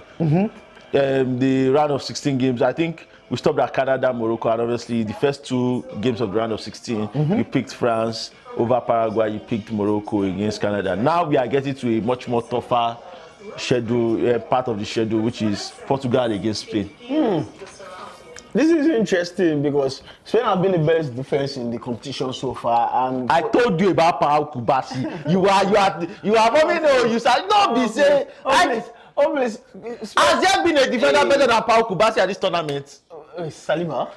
Yes, Saliba ma bàjẹ́. The one that you fuck Saliba where I see you buy the disgrace for first game. No, that's not Saliba. That's your Hernandez. That's your Hernandez. Don't be Saliba be the next person. Anyway, it's not like he has had many interventions. It has been a collective effort from Spain. There have been a great... Now we want the collective effort. When I say singular, the individual defender. There have been a great collective unit. I like what I've seen from Spain. I mean, they look like they're growing into the competition. Portugal have not had their standard moments. I mean, they were good against Uzbekistan, but it is at the end of the day, it's still Uzbekistan. Yeah. So they have not had their standard moments in the game, and it's getting scary for them because they could have gone out against Croatia. But again, against their Iberian neighbor, the country, it's like when we are playing Ghana. Yeah, there's a lot of historical pride and so you'd expect Argentina to Portugal. And the way the game against Croatia went looks like the type of thing that puts a fire in your belly. Yeah, it looks like the kind of thing that maybe gets you on your momentum. Also, Spain do not look like they've gotten into first gear as well. I know we are saying Spain, they look like they are playing in the second gear. They are still this good. But I think they figured something out after that first game, which is where they switched to Baena instead of Ferran Torres starting. And I think they understood that we can't say we want to be a serious. I think it's going to be an interesting we can't say we want to be a serious country for the World Cup contender and we put Ferran Torres in front of it. It doesn't make zero sense. This is the fourth country we've used me for now. What's going on? Are you French? I think it's going to be a game where, based on what we've seen so far, Spain should win, but I'm still very uncomfortable rooting against Portugal because of the offensive power they have. I'm still uncomfortable rooting against Portugal. So we are about to resume after the third quarter. They're about to resume The third quarter first is when we finish the hydration We're break. about to enter Jalen Brunson's quarter. But before we go, let's just do this last one, which is Okay. USA versus Belgium. This is, for me, is the most difficult game to call here. Is it though? I think USA will beat them. I don't think Belgium are a very good side. I think That's what I thought. think That's what I thought against they Senegal. weren't a good side against Senegal though. Senegal played with their foot. I mean, there were 2 goals down into the 86th minute. Good sides are not 2 goals down into the 86th minute. Good sides do not concede 3 xg against Senegal. Good sides do not generate less than 1 xg against Senegal. So I don't think they are a good side. And I think USA they have this patriotism juice to them. They have this the fire of being the host nation. They have it to them, and I don't know. I like USA's chances against Senegal. And I would like for the host countries to go as far as they can go. Just to keep up the momentum of the just keep up tournament. the momentum of the tournament, because Americans look plugged in. Yeah. It's every day we are seeing new versions of how football should be improved. I don't know who asked them. I like my soccer. I like it. I like it the way it is, but it's every day we are getting new tips and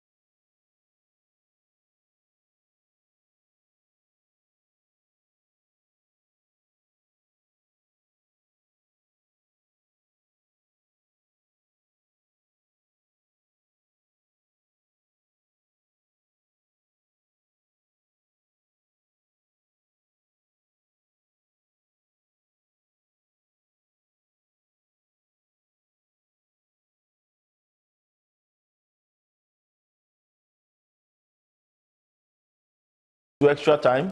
Hey, do you think Scaloni has the balls, or do you think he has the political will to take off Lionel Messi and put Nico Paz in there if this game goes into extra time? I don't think. Or do you think he should even do that? I don't think he can do that. Why do you think he can't do that? I don't think he can do that because, like, not even in this tournament that Lionel Messi has been the only good thing about them. Yeah, but hey, again, you are looking at it that we expect to beat Cape Verde no matter what happens. Yeah. Lionel Messi looks to have gone to play wide. Yeah. Understanding that his team needs width. Oh my God. Understanding that his team needs width, Lionel Messi has gone to play out wide and he has generated some danger and they've won a corner kick. Yeah, it's been confirmed to the officials. Yeah, it looked like from here that was a corner. I think Arsenal runs onto it, tries to get one away. Well, nice hit by McAllister. It just happened that the ball was deflected. I mean, the point I was trying to make is you would like to think that with Nico Paz in extra time, you guys should be able to wrap this up. But it's better to wrap Lionel Messi up in a cotton wool with other matches in sight. Because if without Lionel Messi, this Argentine side do not go past the next round. Yeah, but at the end of the day, do they even get to the next round if they take Messi off and it's still 1-1? I mean, fair. So that's basically what. I don't know if Lionel Messi should keep playing these corner kicks. I don't know if he has ever been renowned for his pick-out ability in terms of set pieces. There's something about people who are elite playmakers. They do not tend to be great corner kick takers because they go for precision. Look at Tagliafico. You need someone like Declan Rice, who is going to play with pace, precision, and power. I would even prefer Depot playing it because I think he can generate more power in his foot than. How about he shoots this ball? Stop looking for Messi. Messi. He's so washed, man. Lionel Messi is so washed. He's not washed. Look at him. What did you? They played. How many goals have they scored at this tournament? They scored 8 and 9. He has scored 7. It's Messi. He's the greatest footballer of all time. He can score 7 goals and still be washed. He can be one of the top 40 best footballers in the world while being washed. Hey, I'm not trying to say he's gone from being magisterial out of this world to now terrestrial. No, so he looks ordinary now. now. He's 39 at the end of the day. Yeah, that's what I'm saying. That's what washed means, though. But he is washed. Oh my God! Again, look at Lionel Messi picking up wide positions, and he can't even beat his first man. That's the problem.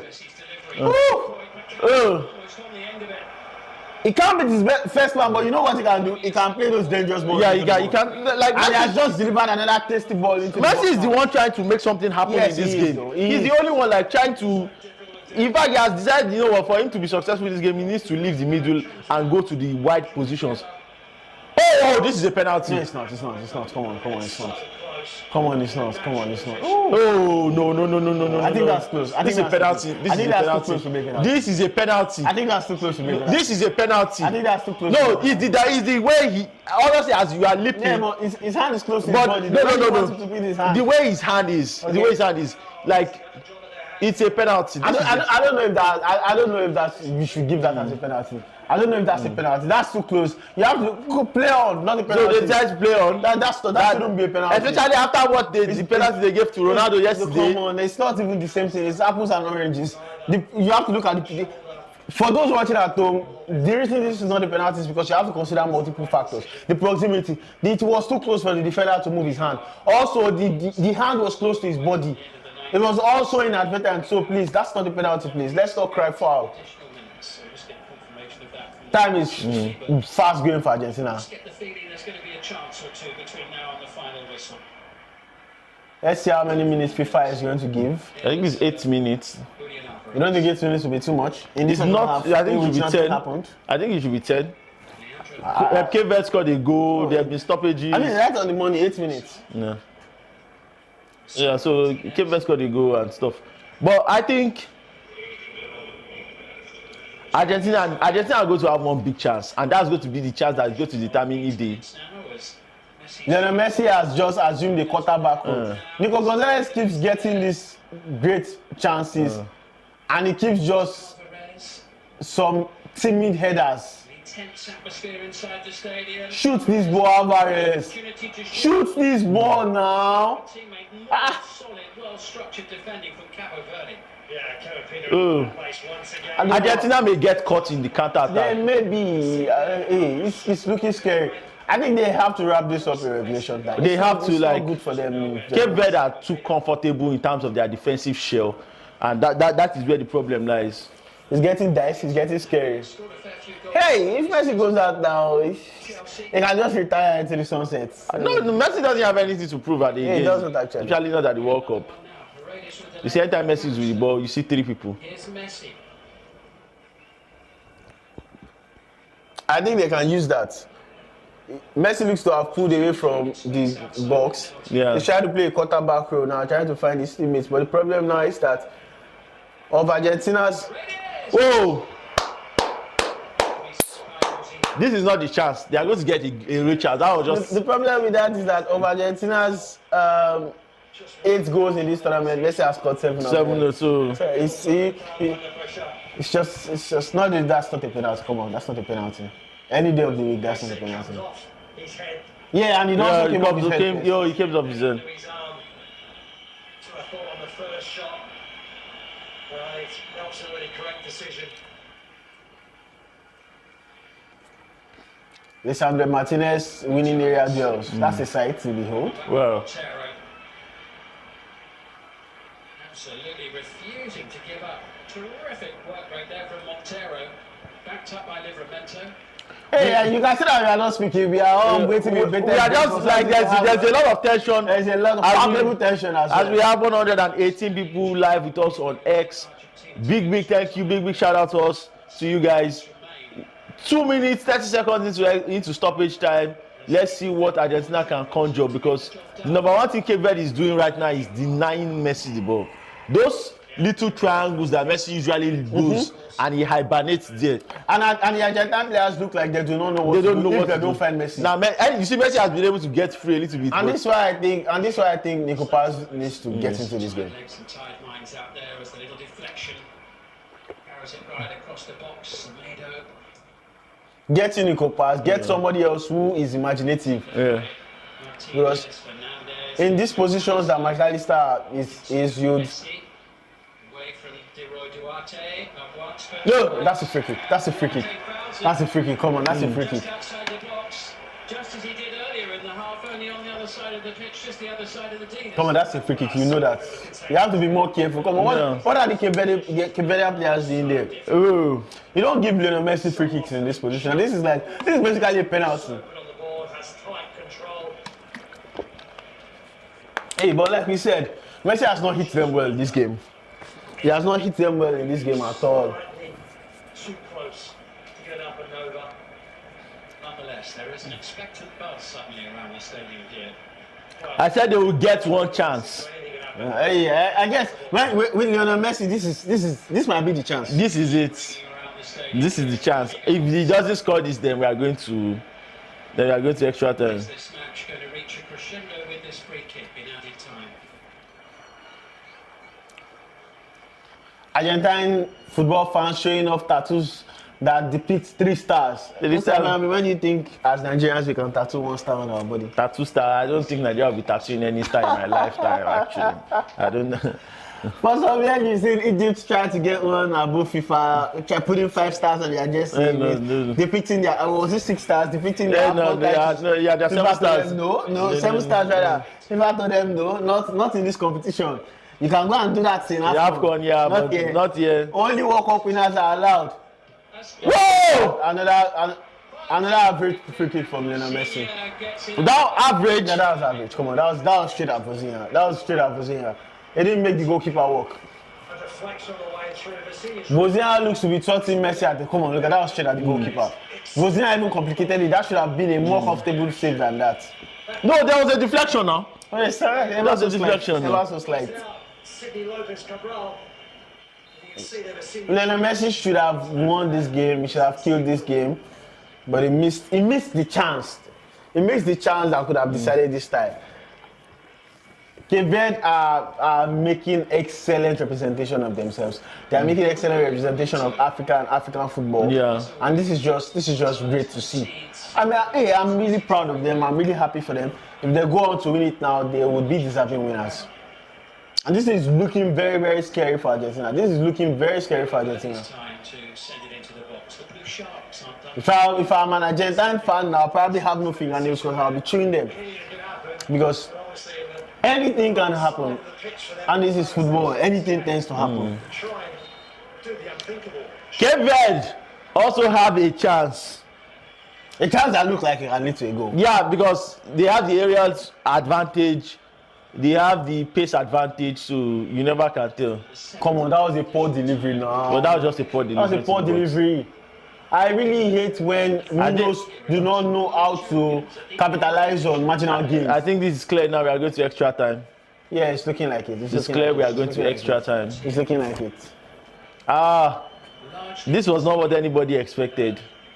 This was not what anybody expected. I mean, I think we said it at the start of the game that nobody should expect Argentina to run Cape Verde ragged because Cape Verde have shown that they know how to grind out results. They've shown. Oh, whoa! Come on. They've shown that even though they do not know how to win games, yeah, they've shown that they know how to not lose. Yeah. And what they've done in this game is successfully not lose. If you can take this to the penalty and then leave it to the luck of the penalty shootout, I don't know. We might see one of the shocks, one of the greatest shocks of all time. I mean, this would be on par with Cameroon against Argentina. It's going to be on par with Senegal against France in 2002. It's going to be on par with East Germany against West Germany, where East Germany won. It's going to be on par with Ireland versus. I mean, put the corner kick. The great. Hey, that's a free kick. That's a free kick. Come on, that's a free kick. Referee, what are you doing? That's a free kick for Cape Verde. What are you doing, referee? The referee is trying to cheat us. That's a free kick for Cape Verde. I'd like to see that again. I do not understand the referee's decision there. I do not understand why he didn't give Cape Verde a free kick. They don't want extra time. They want to try and win this game in normal time. This one is over. This one is over. We are going to extra time. Wanting here, and it's the last thing many people, I think, tuning in tonight to this match will expect to see. If you are just waking up from sleep and tuning in to see exactly what we are seeing, exactly your eyes are not deceiving you. You do not need to rinse your eyes with water. Cape Verde have successfully taken the defending champions Argentina into extra time. You know, Messi looks dejected. He doesn't know what has just happened. Bro, he had the chance to send Argentina through into the round of 16. He scored the goal. He scored the opener, however, and before Duarte equalized. However, Messi was set up with a chance one-on-one with Vossian, but Vossian thwarted him. And now the game is going into extra time. Stay with us, stay tuned. Wherever you are watching from, Twitch, Instagram, Facebook, X, wherever you are watching from, send us your comments. What do you think would happen in extra time? Do you think Argentina have the energy? Do you think Argentina have the legs? We've suggested on the panel now that Scaloni should consider taking up Lionel Messi and save his legs for future games. But as Tosi has said, if you take up Messi, do you think you can win this game? Anyhow you see it, let us know in the comment section. Tosi, I'm stunned. I'm literally stunned because you think, you thought at this point you when I picked this game, that this is the game we are actually going to be streaming today, I thought I was doing a quick fix. There was an opportunity for me to say, okay, you know what, let's watch. Let us watch Egypt versus Australia. Also, we have another African team participating. But at the end of the day, I was just like, you know what? Messi is playing against an African team that looks like the bigger draw. Let us do something with that. So we come here, we watch Argentina play below their standard. All of a sudden, Messi scores, and the mentality is that, you know what, they are going to kick on from there. They are going to get it together. But as Iam says, issue will be made tonight. Do you think issue will be made tonight? It's looking that way. It's literally looking that way. Like, I can see fear in the faces of the Argentine team. Like, I'm seeing some people that are scared. I've seen people that are scared. Scaloni has to help his team. Scaloni has to help his team. And Nico Paz looks like he's warming up now. Scaloni has to help his team. And the way you help this team is to inject quality from the bench. The way you help this team, beautiful Cape Verde babies in the stadium. Beautiful Cape Verde babies. I don't mean babes, I mean babies. Like cute babies. Cute babies. In the stadium, please. Yeah. I don't know. If you're the Cape Verde manager now, what do you tell your players? What do you tell them? They've done their country proud. They've done Africa proud and taken Argentina, the defending champions, into extra time. If you are the coach now, what do you tell them to do in extra time? I tell them this is a chance for immortality. This is a chance for us to write our names in the history book. This is the difference in being. We went to the World Cup, we participated, we drew 3 group games, and we proceeded to the round of 16 where we are eliminated. Or the great Lionel Messi, the man everybody believes is the greatest player of all time. We stared him down. Not everybody, but hey. The man that majority people, or you know what, most people that have sense when it comes to football, consider the greatest player of all time. He was able, we stared him and his team down as defending champions of the World Cup, and we were able to take them out.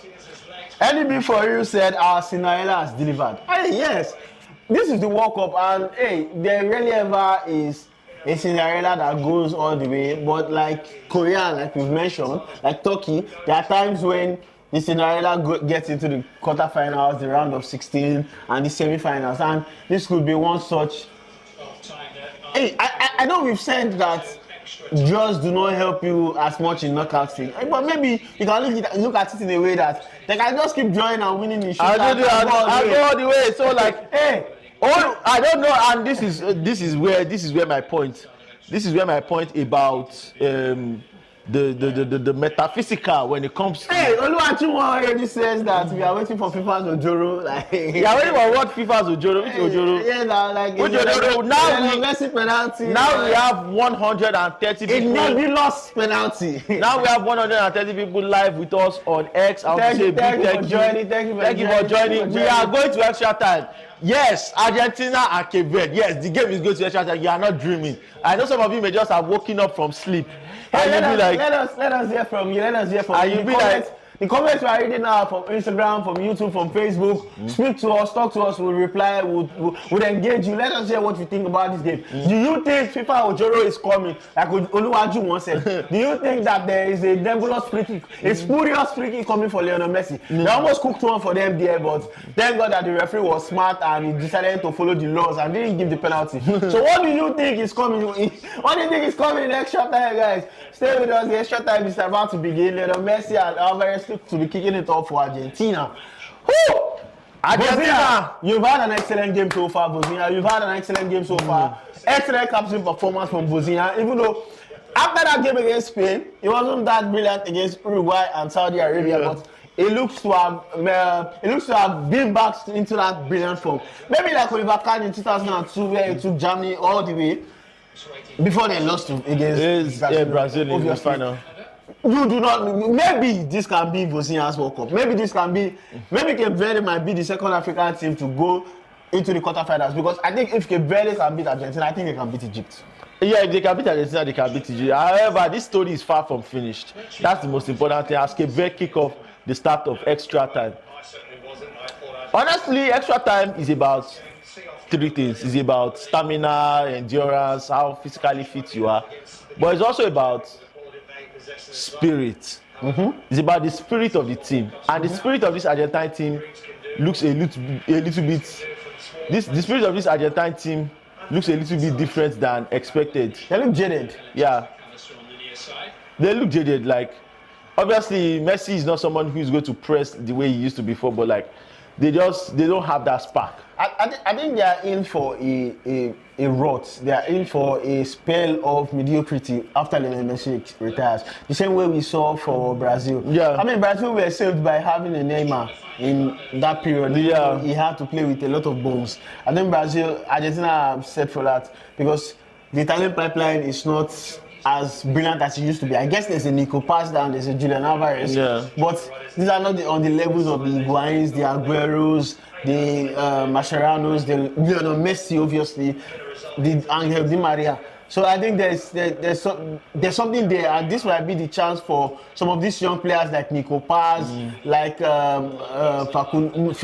what's his name, the bright young boy that played against Jordan that we're asking to play in this game. Maybe this might be their opportunity to finally win something for their country, or to win their only piece of silverware for this country. As Argentina have a corner, let's see what is going to materialize from it.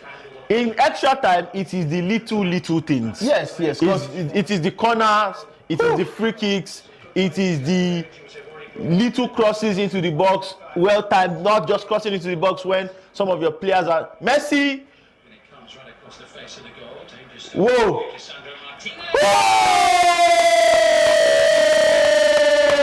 Lisandro Martinez! That's brilliant. He just made up for the goal Argentina just considered. If you are not watching the goal, Lisandro Martinez! Oh, brilliant. Brilliant goal by the defender. Oh my God, that was Soccer punch to Cape Verde. Very 2 minutes into extra time.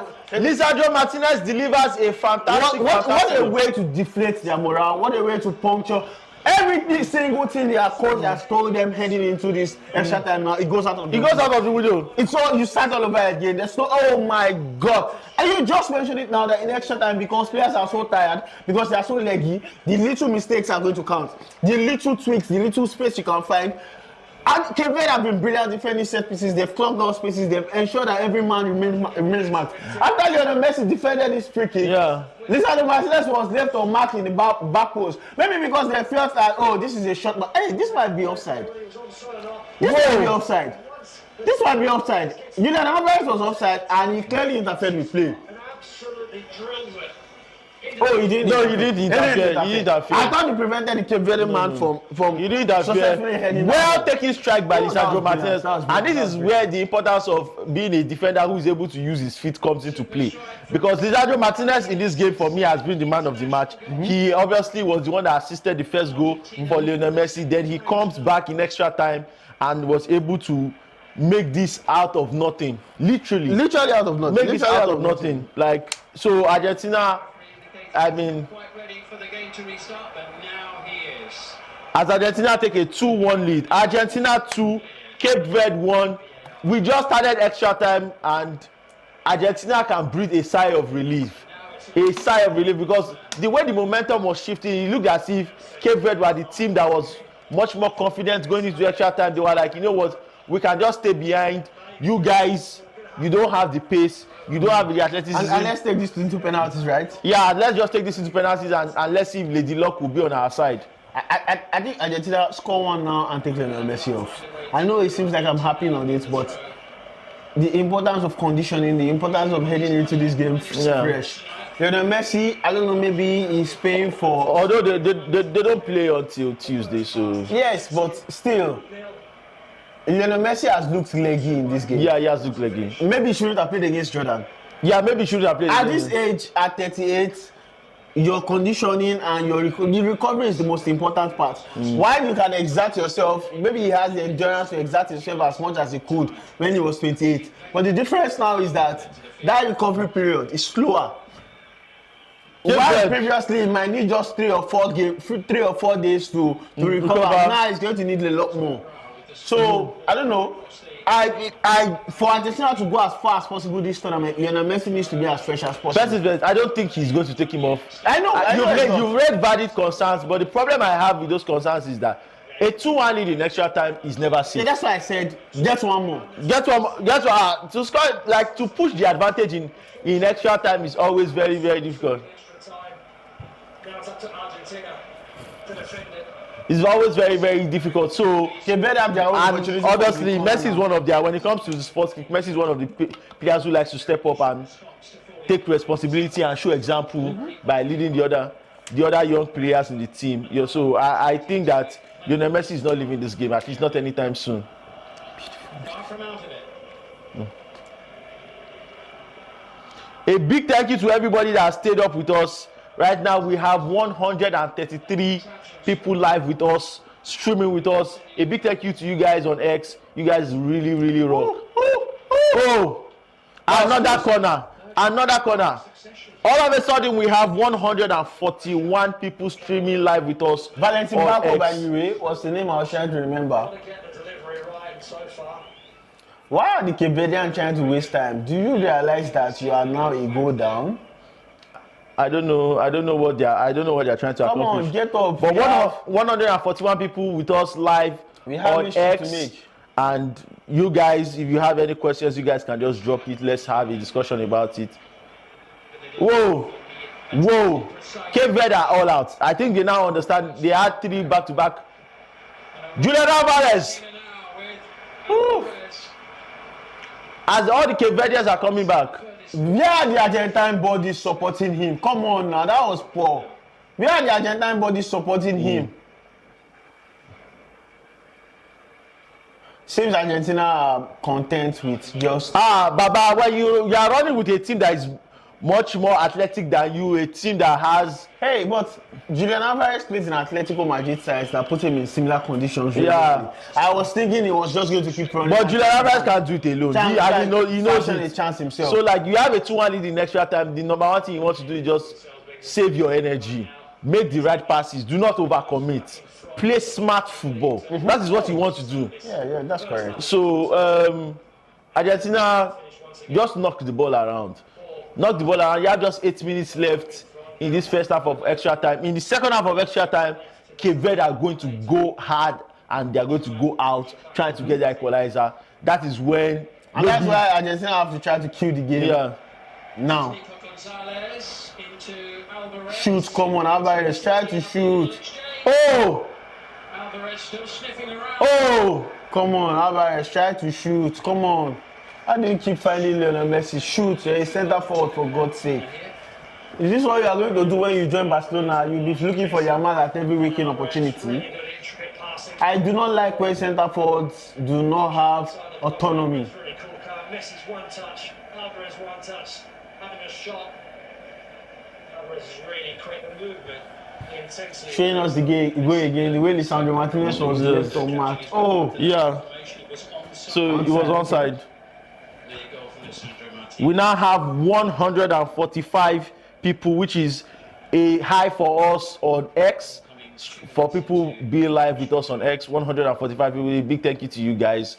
As Messi takes a corner, oh my God, you are Enzo Fernandez. You are a midfielder, a premium midfielder for a top club in Europe. You can't do jack with the ball at the edge of the box. You are caught in 2 minds. Someone like Lisandro Martinez instinctively whips the ball into the net. What is this?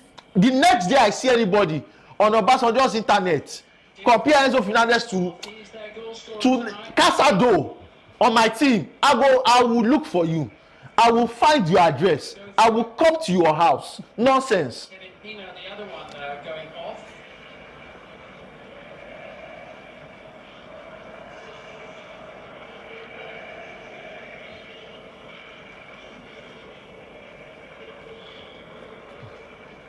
Argentina just try to manage the game.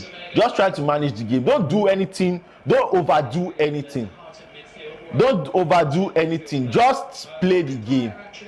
Just play the game. Just play the game. Give it to Nico. Give it to Nico. Oh my God! What the hell are you doing? What the hell are you doing? Finally, we cracked the 150 mark. Nico Gonzalez has been in X. We finally cracked. Thank you. 150 people. That's a milestone. 150 people on X streaming with us live at 1:15 a.m. Nigerian time. Want to say a big thank you. If we have a bell, we'll ring a bell now. We'll ring a bell now. We don't have one now, so just take this shake from us. Maybe Karen production can help us do it virtually. But thank you very much to the 150 people watching from X, formerly Twitter. And I like saying formerly Twitter. I only say Twitter anyway because in my name I'm Twitter and Twitter will call out. Thank you very much to the people watching on Instagram as well, and those watching on YouTube and on Twitch. Thank you for staying with us. Let us hear from you. What do you think about the game? Are you watching? Where are you watching from? Are you watching? Are you streaming? Are you watching illegally or you're watching illegally? Let us know. Let us know what you think about how Cape Verde have done so far in this game. Let us know how you think about this, what you think about this Lisandro Martinez goal. And let us know what you think about Lionel Messi's performance and his big miss earlier in the game. It's now 7 goals. You would think maybe he should start thinking about scoring at a higher rate. Other than his hat-trick in the first game and his double in the second game, the output seems to have fallen off. He has now scored one in back-to-back matches, while Kylian Mbappe has scored brace in 3 games. So maybe Lionel Messi, I'm not one to tell Lionel Messi what to do in terms of goal scoring because he has forgotten more about goal scoring than that I'll never know. But hey, please come or I want you to finish this tournament as a top scorer or at least hold the record for most goals in a World Cup. In World Cup history until at least the next tournament, and Kylian Mbappe can then take it on from there. Yeah, so Argentina with a 2-1 lead. We are almost getting to the stage whereby we are almost getting to the end of the halftime of the first half of extra time. Argentina, you just need to see this game out. You just need to see this game out as professionals. That's the Cabo Verde players also look tired and lazy. I like how confident Brazil has been on the but on face. This is clearly a 40-year-old man with wealth of wisdom and experience, and he's not faced by anything. So he's not faced by anything at all. If Cape Verde wants to do anything, they need to get it done in this first half, because that second half, Argentina are going to be playing satanic football. Argentina are going to be playing satanic football in that second half. Oh, that's a nice switch of play. That's a nice switch. No, good cross.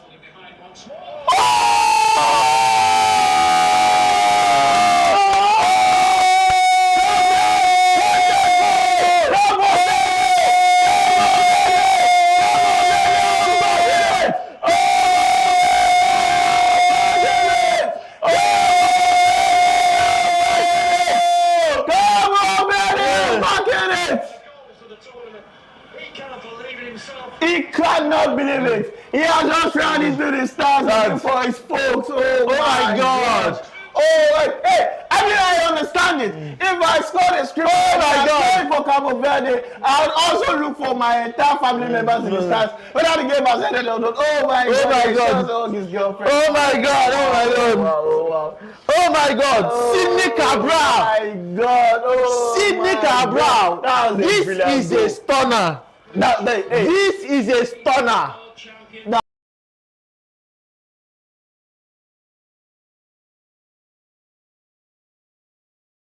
Michelle, but he went to the stands to meet his girlfriend. What a goal! Oh my God! What a goal! Brilliant strike!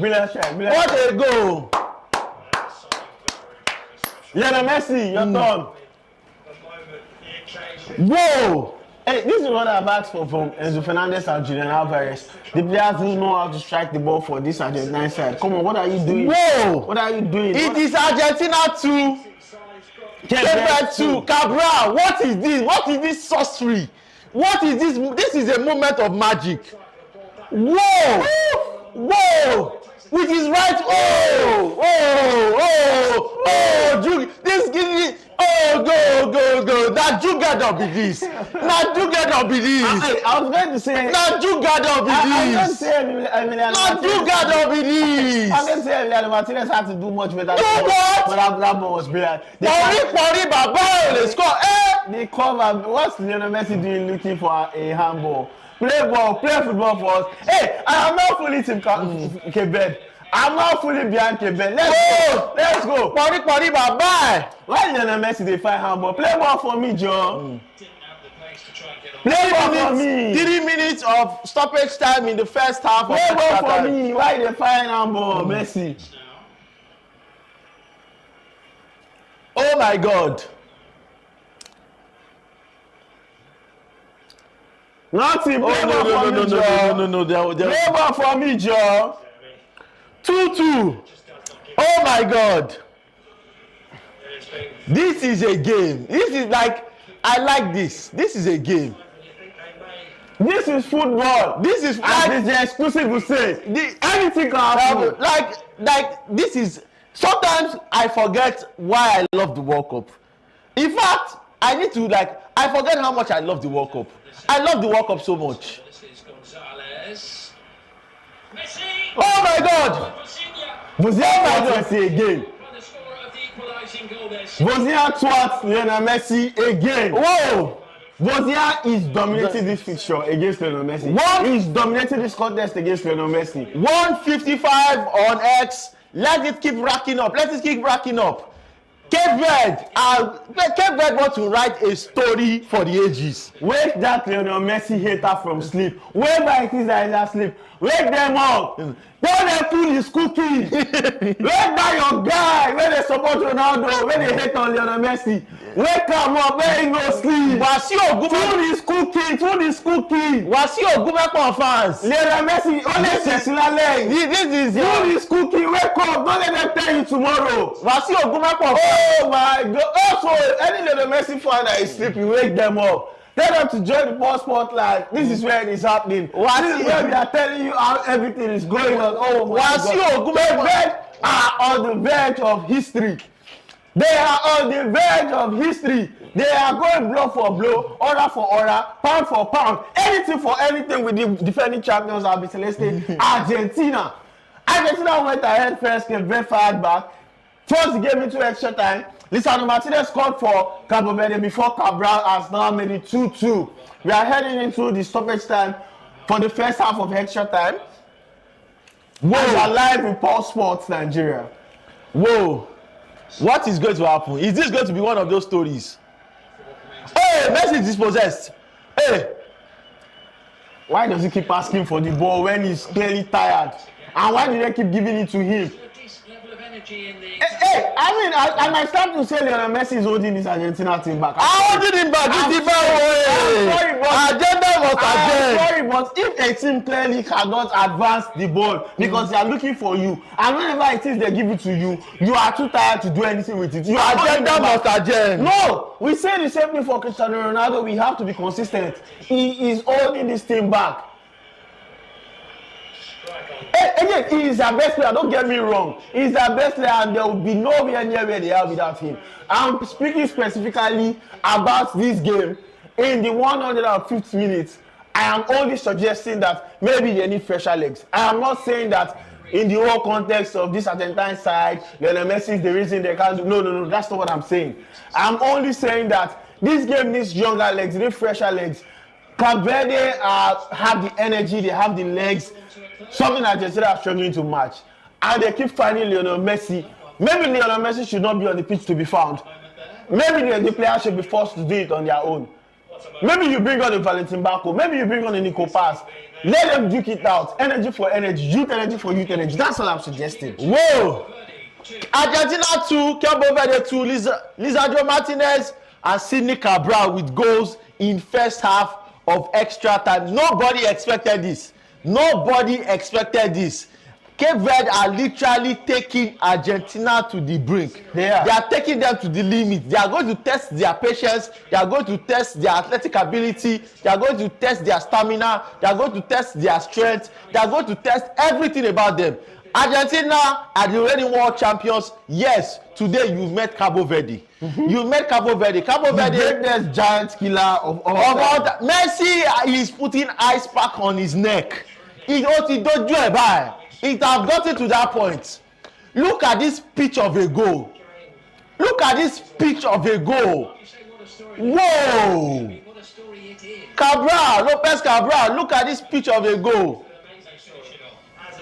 Look at this pitch of a goal. Hey, I think we saw Cape Verde shut down Spain in the first game, and I think it led to hasty generalization and hasty judgments on people saying maybe this Spain are not favorites. Yeah. And now Spain has gone on to beat every other team from that point, or maybe Cape Verde are just not good.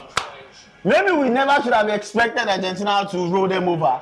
Yeah. Cape Verde have not shown anything for anybody to think they can roll them over. One of the smallest countries. 500,000. We see Diego Simeone here.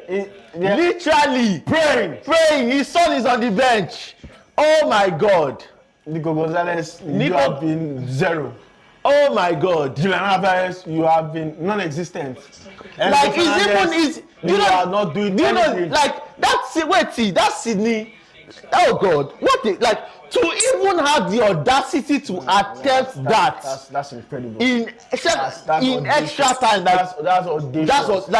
It's incredible. I don't know how this game is going to end. I do not know. We are just about to start the second half of the extra time. I do not care how it ends. I don't know how this game is going to end. But every direction just keeps pointing towards Cape Verde. I don't know if it is the witch doctor. I don't know if it's just the body language of the Argentine team. They just look like something is not right. This is not supposed to be going this way. And for those of you who question the mentality of African teams, I hope you can see it. It has nothing to do with mentality. It has jack to do with mentality. Oh my God. It's just football. If I am Argentina, I want to win this. Because you can't argue and say the Senegalese players do not have mentality or the Ivorian players do not have mentality, but Cape Verde players do. Come on, what are we doing here? If I am Argentina, I want to win this in second half extra time. You have to, because I want to win this in second half. Not that we don't have experience playing penalties Obviously, we have a penalty is too much. It's too much. Of Emi Martinez is a good shot stopper, by the way. So like you have reasons to be confident. But sometimes you just don't want to test your luck. You do. You just don't want to test your luck. It's not today. Is not the day you are going to be testing your luck. Oh my God! Get on Valentin Bako into this game. Today is not Get on Nico Paz into this game. What is? Look at Maxi Rodriguez. Look at Esteban Cambiaso. Look at Javier Pastore. Look at the Argentine greats. All like in a mood of confusion. That what is this? What is going on? This is not how it's supposed to go. I don't know why he brought in. Who is this guy? What's this? Paredes. No. Yeah, that's Paredes. He brought on Paredes. He brought Paredes. The right back that he brought in. Montiel. Why he brought him on instead of Baku or Giuliano Simeone? Yeah, they need something. They need something. It is all just 2 pointers. And the funny thing is, Argentina might go on to score now. Yeah. We can see Lionel Messi again with another inefficient play. Man, this is it, oh. This is it. This is it for Argentina. This is it for Argentina. I mean, this looks like the Lionel Messi story we all know and recognize before that spell between 2021 and 2022. Yeah. And the spell between 2019 and 2022 when they want to cover America's World Cup. This looks like the Lionel Messi story with Argentina where they look like... But no, not against an underdog team. When they lost in 2010 to Germany, where they were thoroughly pounced, that German team was way better than them. When they lost to France in 2018, that French team was way better than them. Yeah, I agree. And you understand? So like, you can't just narrow it down to like, this is like a team that technically is... Cape Verde 5-5, they look like they are going for it. Hey! Oh my God. Come on. You can just see the athleticism rushing off the screen. Like you can just see that, like the way they move the ball, like that athleticism pops. Everybody is just taking pop shots from anywhere now. And can you really blame them? They've seen what Cabral did, and they've said that you can gain fortune. Fortune favors the bold. If you don't speculate, you would accumulate. So, hey, shoot. This is what I've asked for from the Argentine players. Julian Alvarez, I don't think he has taken a shot in anger in this game. Enzo Fernandez, I don't think he has even attempted to pull his leg back to hit a ball. Everything he has done has been cute, has been nice. And I can't even call it nice. It's also frustrating, it's also ponderous, it's also where's Lionel Messi. There's nothing like... Look at Tagliafico. Hey, there's a reason he's not a starter.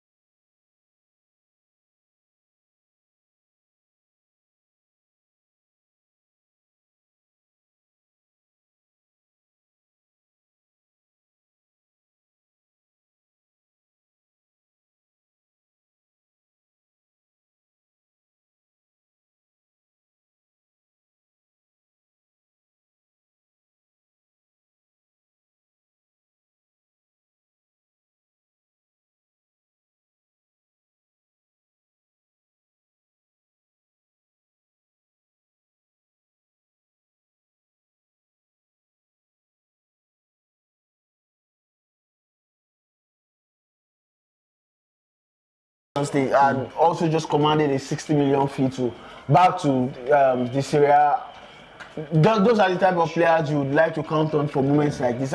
It seems like I'm happy on it, but you would like for a Lionel Scaloni to be able to see these things himself. But he appears to be content with how things are going. Also, confident that his players will be able to work it out. But they do not look like they even have the formula to do so. I'm disappointed in Alexis McAllister. Honestly, he's not as bad as Enzo in this game. But the problem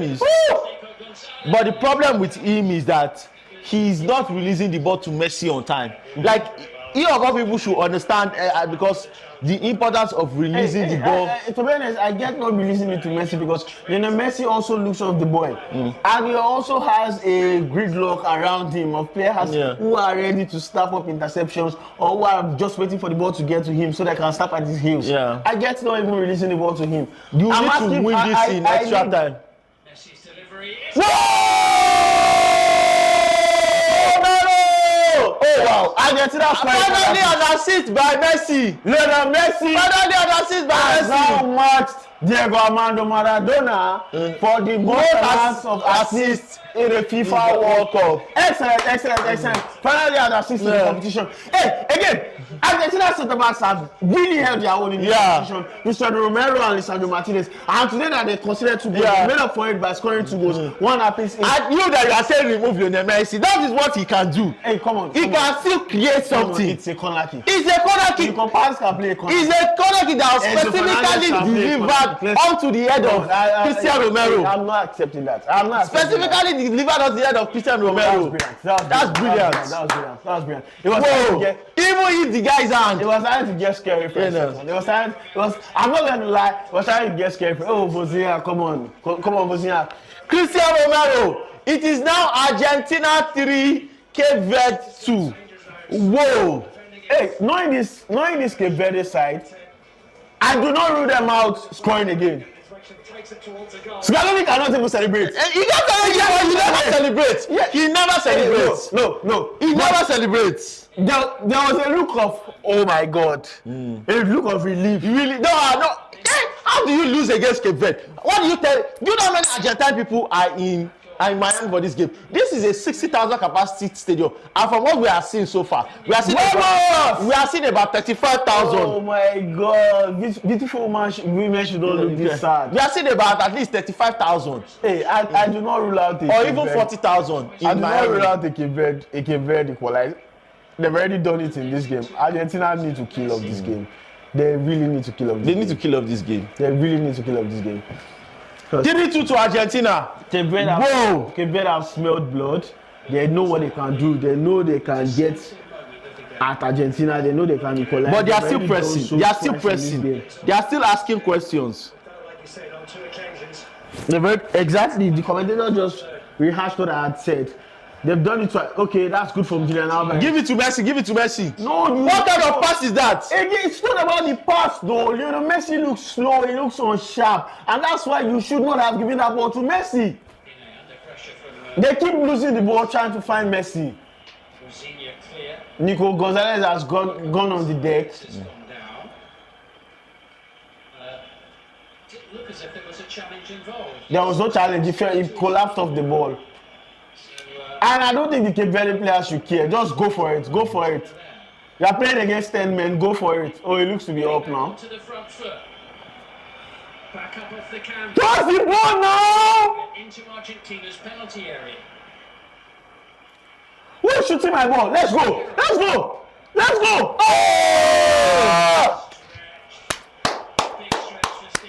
Oh, come on. This is just brilliant from this Cape Verde players. I mean, I am so proud of them. They make me proud to be African. They make me proud to be West African. Hey, again, I'm just at this point where people are going to apply for Singaporean visas or St. Kitts and Nevis or Canadian visas. Hey, or passports rather. I want to be Cape Verdean.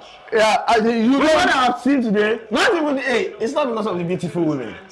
It's part of it. It's not because of only that. I want to be Cape Verdean because this looks like a country that knows how to get it from the dead. They look like a country that knows how to fight and to win.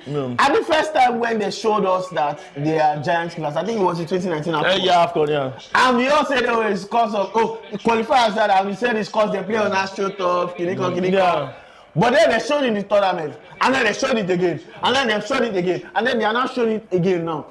Cape Verde are quickly becoming one of those teams. Montiel is just terrible, man. Montiel is just terrible. He has given Cape Verde a life. He better hope that they don't score from this. He better pray to God that they don't score from this. And he got a yellow card for a struggle. Molina is just a significantly better footballer. But hey, he scored the winning penalty, the penalty that made Argentina champions, world champions for the 3rd time in their history. Now, this is what we keep asking for Cape Verde. Now, can you deliver quality? Can you deliver quality? The only 2 times they've managed to deliver quality in this game, they've won. Cabral, the goal scorer, the one who scored the brilliant equalizer, is the one on the ball now. Do you think he's going to be tempted to try to beat Emiliano Martinez from here? I mean, he has already done it from his position.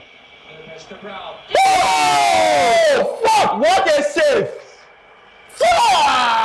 Oh my God! What a save! Hey! I think he pulled his hamstring. He pulled his hamstring. Whoa! Oh my God, that's a Same corner. That's a brilliant strike. Same corner, but Martinez was ready. Martinez was ready this That's a time. brilliant strike. He Martinez knew what to expect. That's a Yeah, brilliant yeah. Martinez was ready this time. That's twice now in the game where he's pulled off big save. You think maybe if that ball just Lopez Cabral moved a bit to the right, do you think Martinez would have been able to save it? remains on the floor. If he like bent outside and came in. Legs stretched high into the air.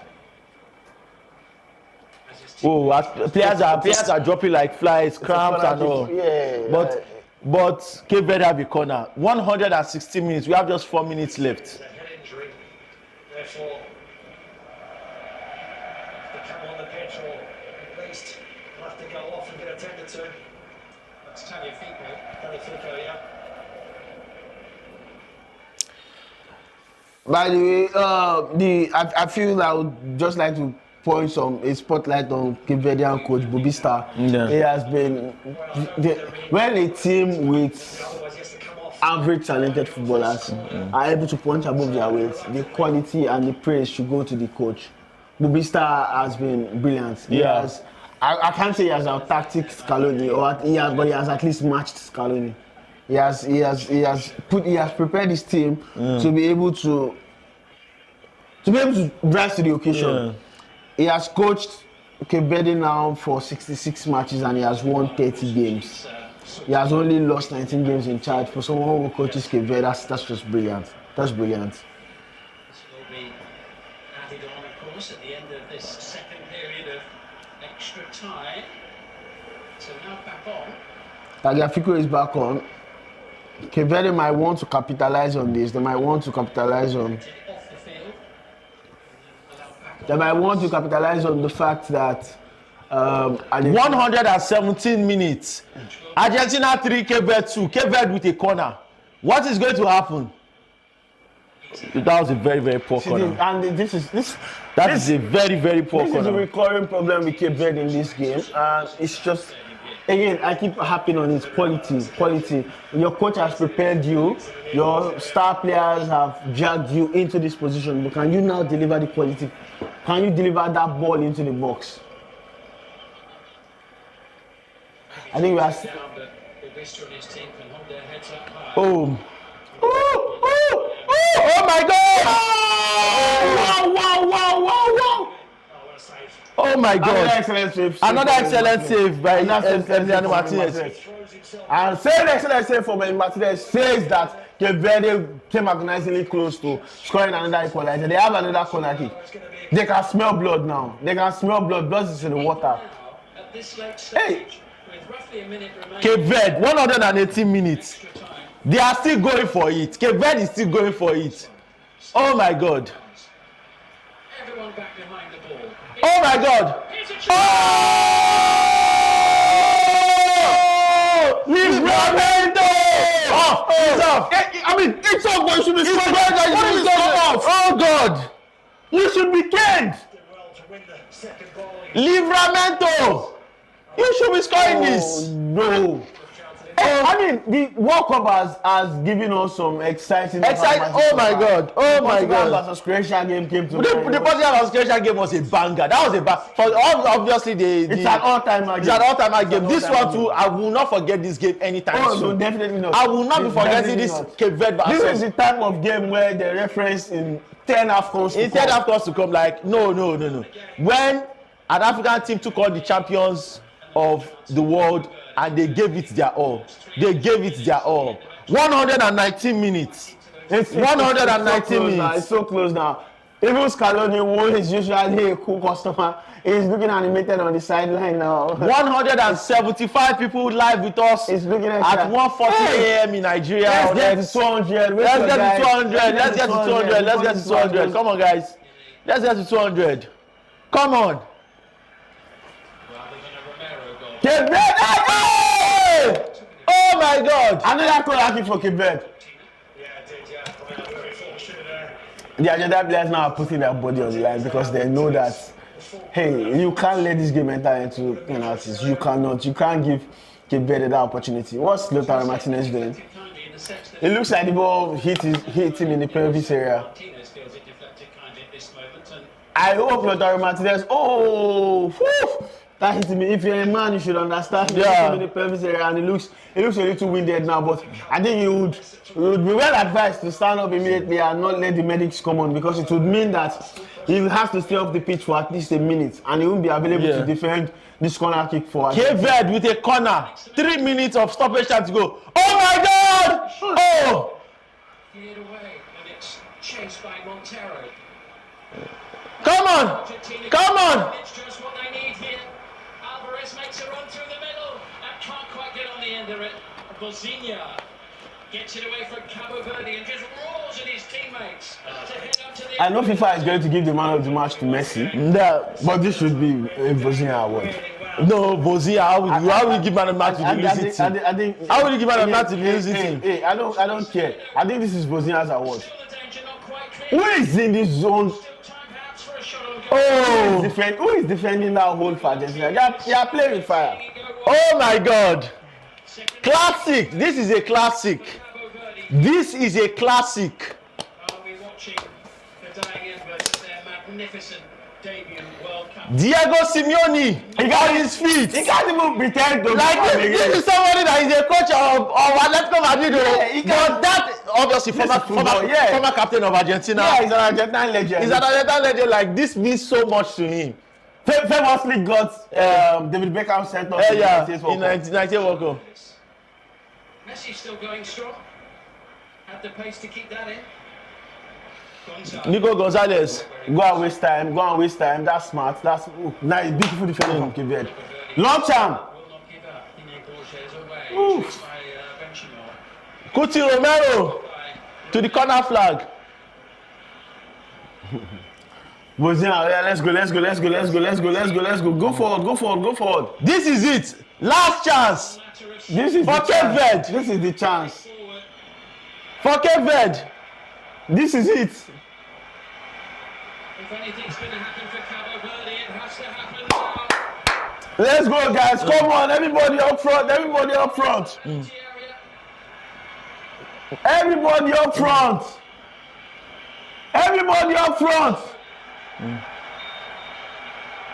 Oh! Argentina scraped through. Argentina 3, Cape Verde 2. Argentina 3, Cape Verde 2. Argentina progress I'm sorry. to the round of 16 of the FIFA World Cup. I'm going to speak about Argentina progressing, but for now, I just want to clap for this Cape Verdean performance. And if you're at home, I want you to get off your feet and clap for this Cape Verdean performance. This is just brilliant. This is spirited. This is gutsy. This is something to be proud of. Oh my God! So this is excellent. They took it to the wire. They did everything humanly possible. They pushed themselves to the limit of human capacity in this game. Yeah. Bozinha reminds me of Vincent Ayamba versus Lionel Messi in 2010. Yeah. He frustrated Lionel Messi.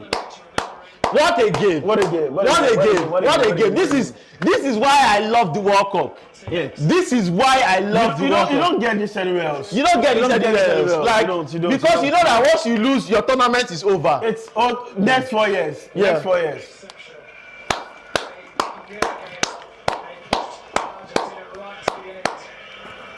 Man, what a game. The world, with their efforts in this World Cup, and Argentina continues level and final. Come on. Cabral, be a brilliant strike. Brilliant strike. Cape Verde, you made Africa proud. No, you made me proud. You made Africa proud. As an African, you guys made us proud. You made us proud. Like the last time we played Argentina, I remember when we played Argentina and Argentina beat us 2-1 in the group stage of the 2018. I felt we played well. Yeah, we did. Even though we defended for most of the part, but I felt especially the first time, I think we went band for band with them. But this is. I think they cheated us in that game. They should have gotten a penalty. You should have gotten a penalty, but in this one, Cape Verde showed incredible might, incredible heart, and they got the job done. But for Argentina, they move on. Hey, for Argentina, this is a wake-up call For Argentina, this is a warning. This is a warning. This is a warning. They're going to the next game against Egypt. Scaloni, you need to find solutions. Yes. Scaloni, you need to find solutions. No. Also, I think this is a shut up to all of you. Argentina have an easier path. There's no sort of thing at the World Cup. There is no sort of thing at the World Cup. This is literally the World Cup. It's do or die. Come on. It's do or die. It's do or die. Cape Verde. Oh, this is so dope. This is an African performance to be proud of.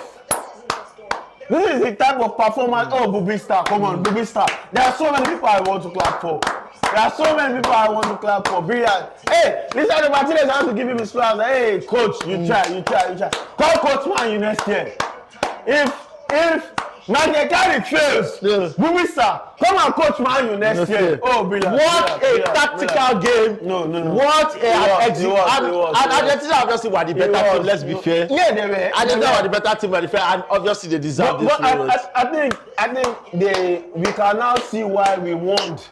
We cannot see why we want that you cannot just keep relying on Messi. Oh, quickly, the road to the final, round of 16, just like Tosin has mentioned, Paraguay versus France, Canada versus Mexico, Portugal versus Spain, USA versus Belgium, that's the side of the bracket. Brazil versus Norway, Mexico versus England, Argentina versus Egypt, and we have Switzerland to play the winner between Colombia and Ghana. That's up next. Hopefully that's Ghana. Hopefully we are seeing another African country, because it's not going to be nice for us to have only 2 African representatives in the round of 16 after having 9 qualified from the group stage. Whoa! Thank you for being here. Thank you for being here tonight. We've been treated to a brilliant game of football. A brilliant game of football. This is excellent. Like I sometimes there's a time in my life whereby I started gravitating towards. I've always been a basketball fan, but there's a certain time in my life whereby basketball just took preeminence, and that's because I've started seeing some shitty football, and the only thing that really brings out the spark of football in me is when you see football like this. It reminds you why you love the game. It reminds you why you love the game. I love this game. The thing that stood out to me the most is Cape Verde's never say die attitude. Yeah. You know, they were brilliant in the game defensively, but after that first goal, you would think that maybe they would just shut down. There was now Messi had scored, and just like the Saudi Arabia players in the 2022 FIFA World Cup, instead of tackling him, they are going to be watching him and over this greatness, this great man that is around them. But no, they fought back, they equalized, made it 1-1. Extra time, late into the game, they considered another goal. Extra time. And you think, okay, maybe this is over. They still fought back. You think maybe this will deflate their ego because you are considering a goal 2 minutes into extra time. Everything Bubista has told you out of the window. No, they fought back. Brilliant goal from Cabral. They could have. Argentina scored again. I'm hyped. Cape Verde did not collapse. They could have gotten another goal, but for mixed chances, oh my God, this is something that I'm going to be proud to write about. Because I have to write about this. This is my job. I have to write about it. But sometimes you have to write about terrible football. Football also, you want to narrate this story. You want to curate it for people to feel what you feel. You want to put a mark in the sand, a digital mark in the sand for future generations, and tell them the way you experience it from your eyes. And this is 2 a.m. in the morning, Lagos, Nigeria. You want to tell them how you experienced it, how it felt. Oh my God, this is brilliant. I finished a bottle of water because I was tense. Let me say something before we log out, before we log off and go. All the Wasiu and Ogumekwan fans, kò ní dá fún gbogbo yín. All the Wasiu and Ogumekwan fans, all of you, you be boasting, pumping your chest up. You are already doing setting camera. Tosin, you think I don't know what you are up to? I can see you from here. You guys were already setting camera, doing like this. Oh, Lionel Messi has already won the World Cup. Oh, that's the person you people want to mock. You can't mock God. You cannot mock God. You cannot mock who God has blessed. No man can cause. Lionel Messi, he continues his journey at this tournament. He is going to the round of 16. From the round of 16, he is going to the quarterfinal. From the quarterfinals, he is going to the semi-finals. Iyala Baba, he said, nothing. Wasiu, you think, and FIFA know what they are doing. No wonder FIFA, How is it that Messi has been playing before? Messi has been playing before Ronaldo all the first 3 group games, only for us to get to the knockout stage, and now Ronaldo will be playing ahead of Messi. You think I don't know what FIFA? You think I don't know what you are doing? You think I don't know what you people are doing? But God pass una. God pass una. The God of Lionel Messi and God back to back. 2026 FIFA World Cup, we will not be mocked. We don't have anything to prove in this World Cup, but Lionel Messi will not be mocked. God forbid. Iya baba yin se. Oh my God! It's just I'm just still taking it all in because we've spoken so much about African sides and how they've done in this competition so far, how they impressed in the group stages. But in the round of 32, it was looking bleak, and I know. Well, it's just I'm Nigerian, yeah. I'm Nigerian. Yeah. I'm a Messi fan. I support a Spanish team, Real Betis, meaning that clearly you can see where my biases are lying. Yeah. But first and foremost, I am African, and first and foremost, I am supporting every single African team in the competition. Like that, and it has. I was very, very disappointed when Ivory Coast went out. I was very sad when Senegal went out, and I had just written off my mind that Cape Verde. Even though I expected them to fight for it, I wasn't expecting much. But even though they did not advance past the defending champions, I mean, who expected them to do this? But this is a performance that I'm satisfied. Anything can happen in this tournament. I don't care. I'm so proud of Cape Verde. I'm so proud of the heart they showed. They do not have the quality players that Argentina have, but they showed incredible heart, and that's for me the most important thing. Also, I want to highlight the fact that Argentina at this tournament will now understand the burden and the responsibility of defending their title.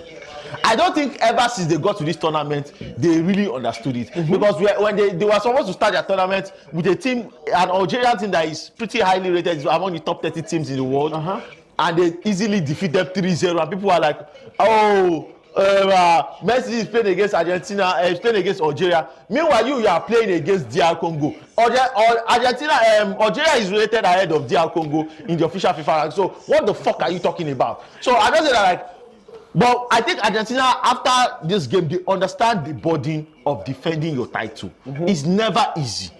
That is why it has been a very, very long time since we've seen a team win back-to-back World Cups. Credit to France for winning it in 2018 and getting to the finals in 2022. Incredible achievement. I remember the great Brazil team that lost in 1998, come back in 2002 and get their revenge in South Korea, Japan. But it is ultimately very difficult. But also the second thing I want to point out is Argentina couldn't get certain advantages due to the athleticism, stamina and pace of this Cape Verdean team, which is the natural trait of most sub-Saharan African teams. Most sub-Saharan African teams are able to do this. They are able to, you know what, even if you beat them, they have the strength to nudge you a little bit that it's not going, the referee is not going to say this is a foul. So it just kind of slows your movement, and also they have the pace to actually recover in tight spaces. So this will prepare them for the quarter-final game against Colombia, because I think Egypt will also pose a very, very good threat towards Argentina. But I think that from a stylistic perspective, I think Argentina will be much more focused, first things first, but also Argentina understand that, like, they can hurt Egypt in certain areas because they do not possess some of those traits. So that quarter-final Argentina versus Colombia, which is my prediction, will be an incredible outing. I know that this message is going to piss you off, but Oluwajuwon on IG said Nigeria should learn from this. You don't have to respect any team. Yeah, you just want to get the rise out of Tosin, because you know when Tosin starts discussing the Super Eagles and NFF, it gets pissed off. Hey, Awilo Richie, you said Percy is going home tonight. Guess who is not going home?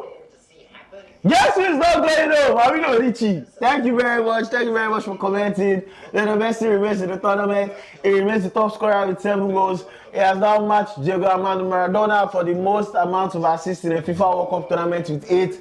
He is now officially the player with the most goals and the most assists in the FIFA World Cup finals. That's just brilliant. That's greatness. I know you say game, go per game, Kiniko, Mbappe. Hey, yes. Mbappe would eventually surpass it, we know. But for now, right now, Lionel Messi is the man, the myth, the legend. He is the number one when it comes to World Cup. He has the World Cup title, he has the goals, he has the assists, he has the iconic performances. All of this is just breathtaking. And typically when Lionel Messi plays and you are overwhelmed after the game, it's usually the Lionel Messi performance that has you overwhelmed. This was the case against Algeria, this was the game against Austria, this was the case even when against Jordan, when he only managed the cameo appearance, this was also the case. You are overwhelmed by the Lionel Messi performance. But this game, the all factor, the thing that has me all struck now, the thing that has me stumbling over my words is the performance of the great Cape Verde.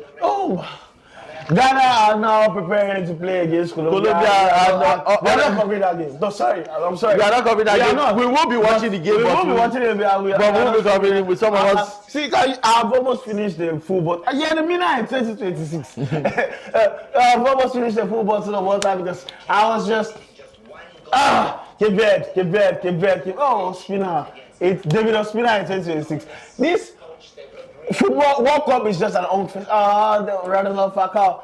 Well, the World Cup can just be an unk fest sometimes because when you see James Rodriguez, you see David Ospina, these are clearly footballers who have marked an era in Colombian football. But when you see them still playing in 2026, it's an outside question.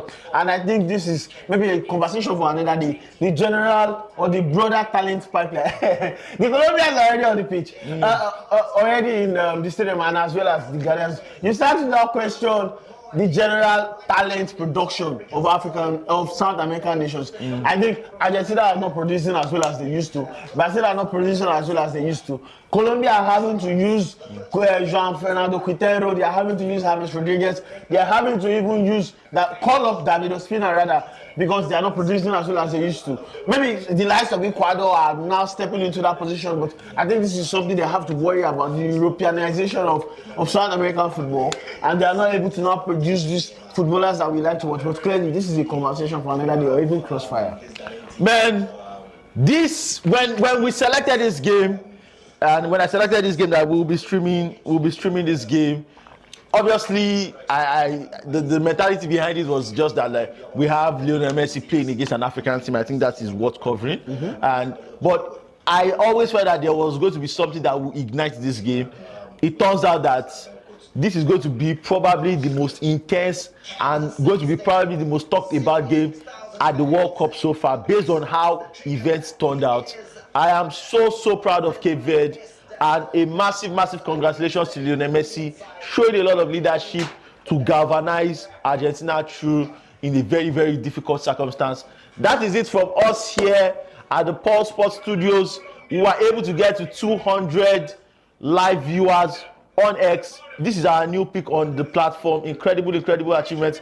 I want to say a big thank you to FARUQ. The last time he was here, we had a very fruitful conversation that went crazy, which was the game between France and Senegal. Incredible game. So hopefully FARUQ will be back for the quarterfinals or the round of 16, and we'll have so much fun. But for me, TOSIN and FARUQ, it's on till next time. See you guys. This is 2 a.m. Nigerian time. I need to relax. We've been on since 11. Even though I'll be watching the Colombia versus Ghana game, but it's over for me. Thank you guys. We'll see you in the game to stream the game between Brazil and Norway on Sunday. Signing out. Bye. Thank you.